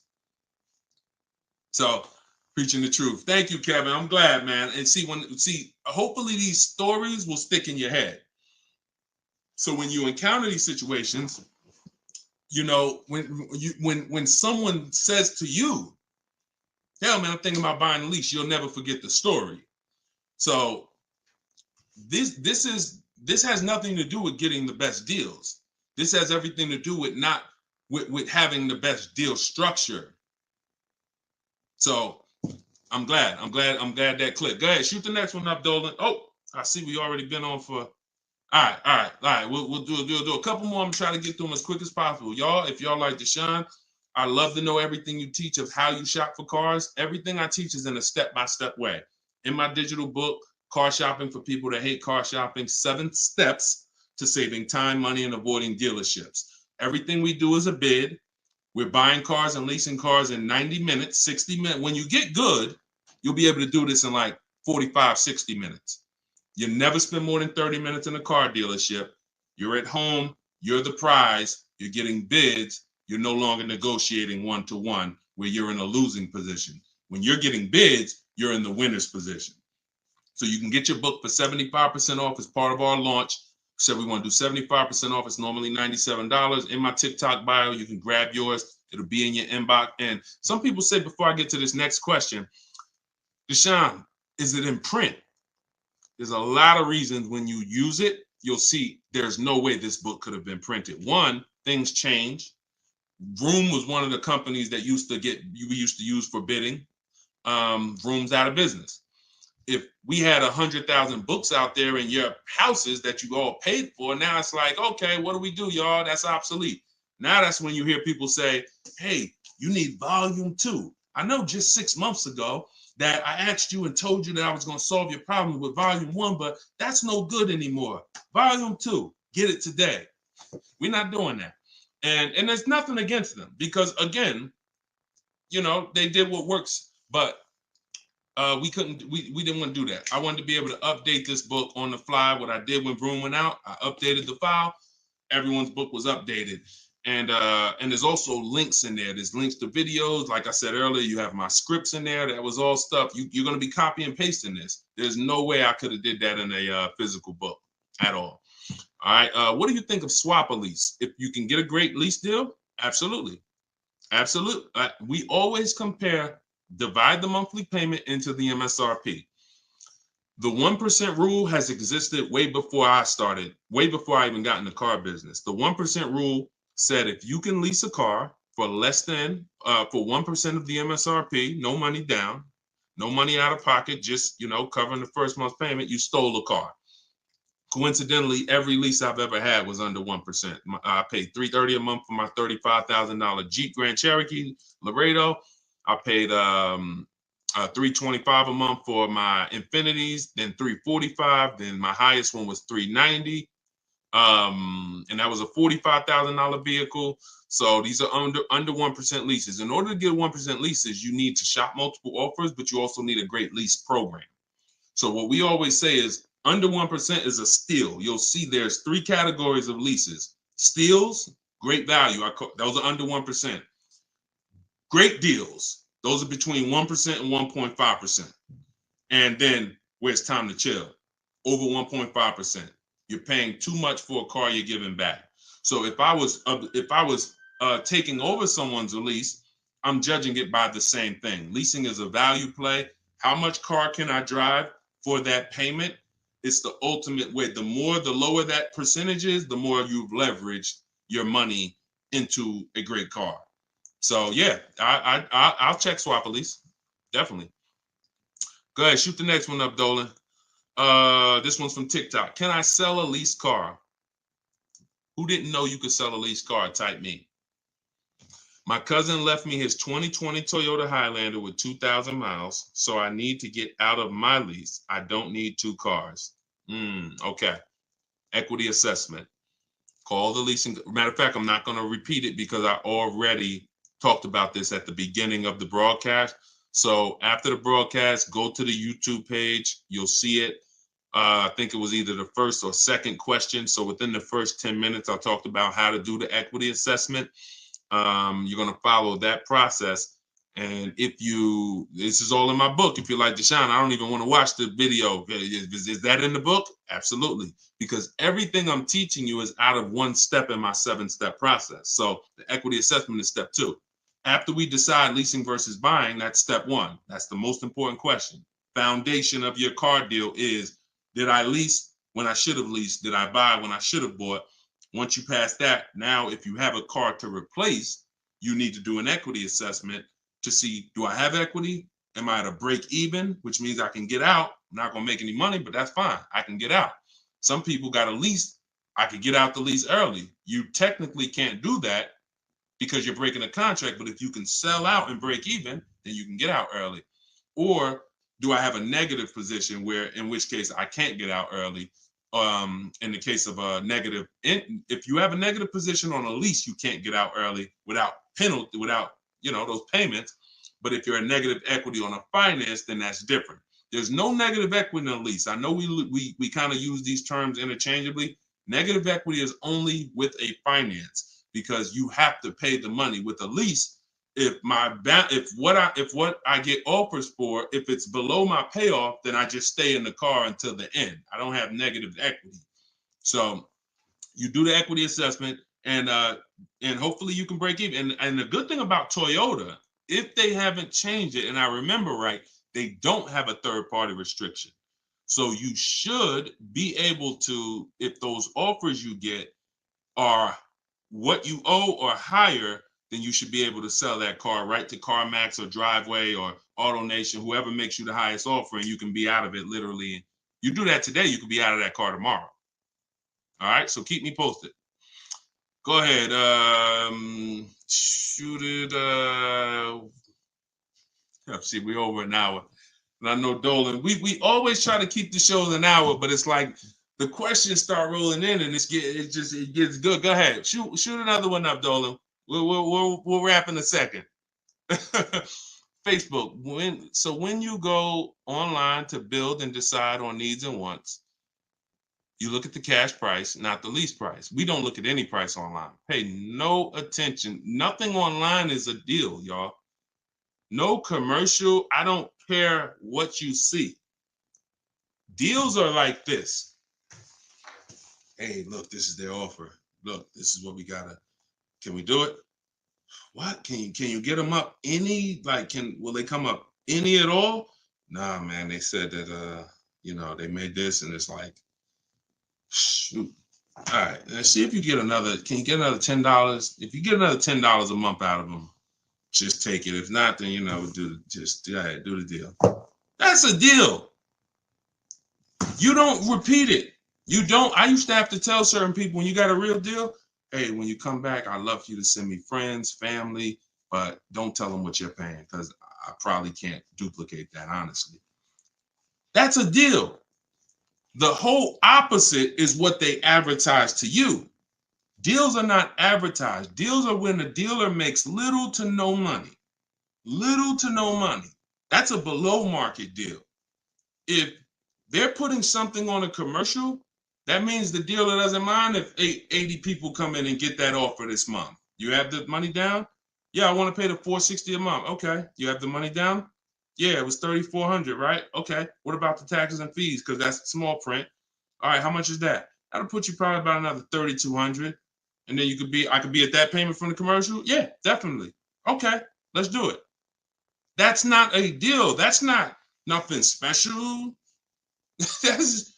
We didn't mind making that. Come on, if that's what you want. So if you want deals, you got to understand. Don't look at commercials. Don't look on the internet. Oh, this deal is advertising this. Deals are not advertised.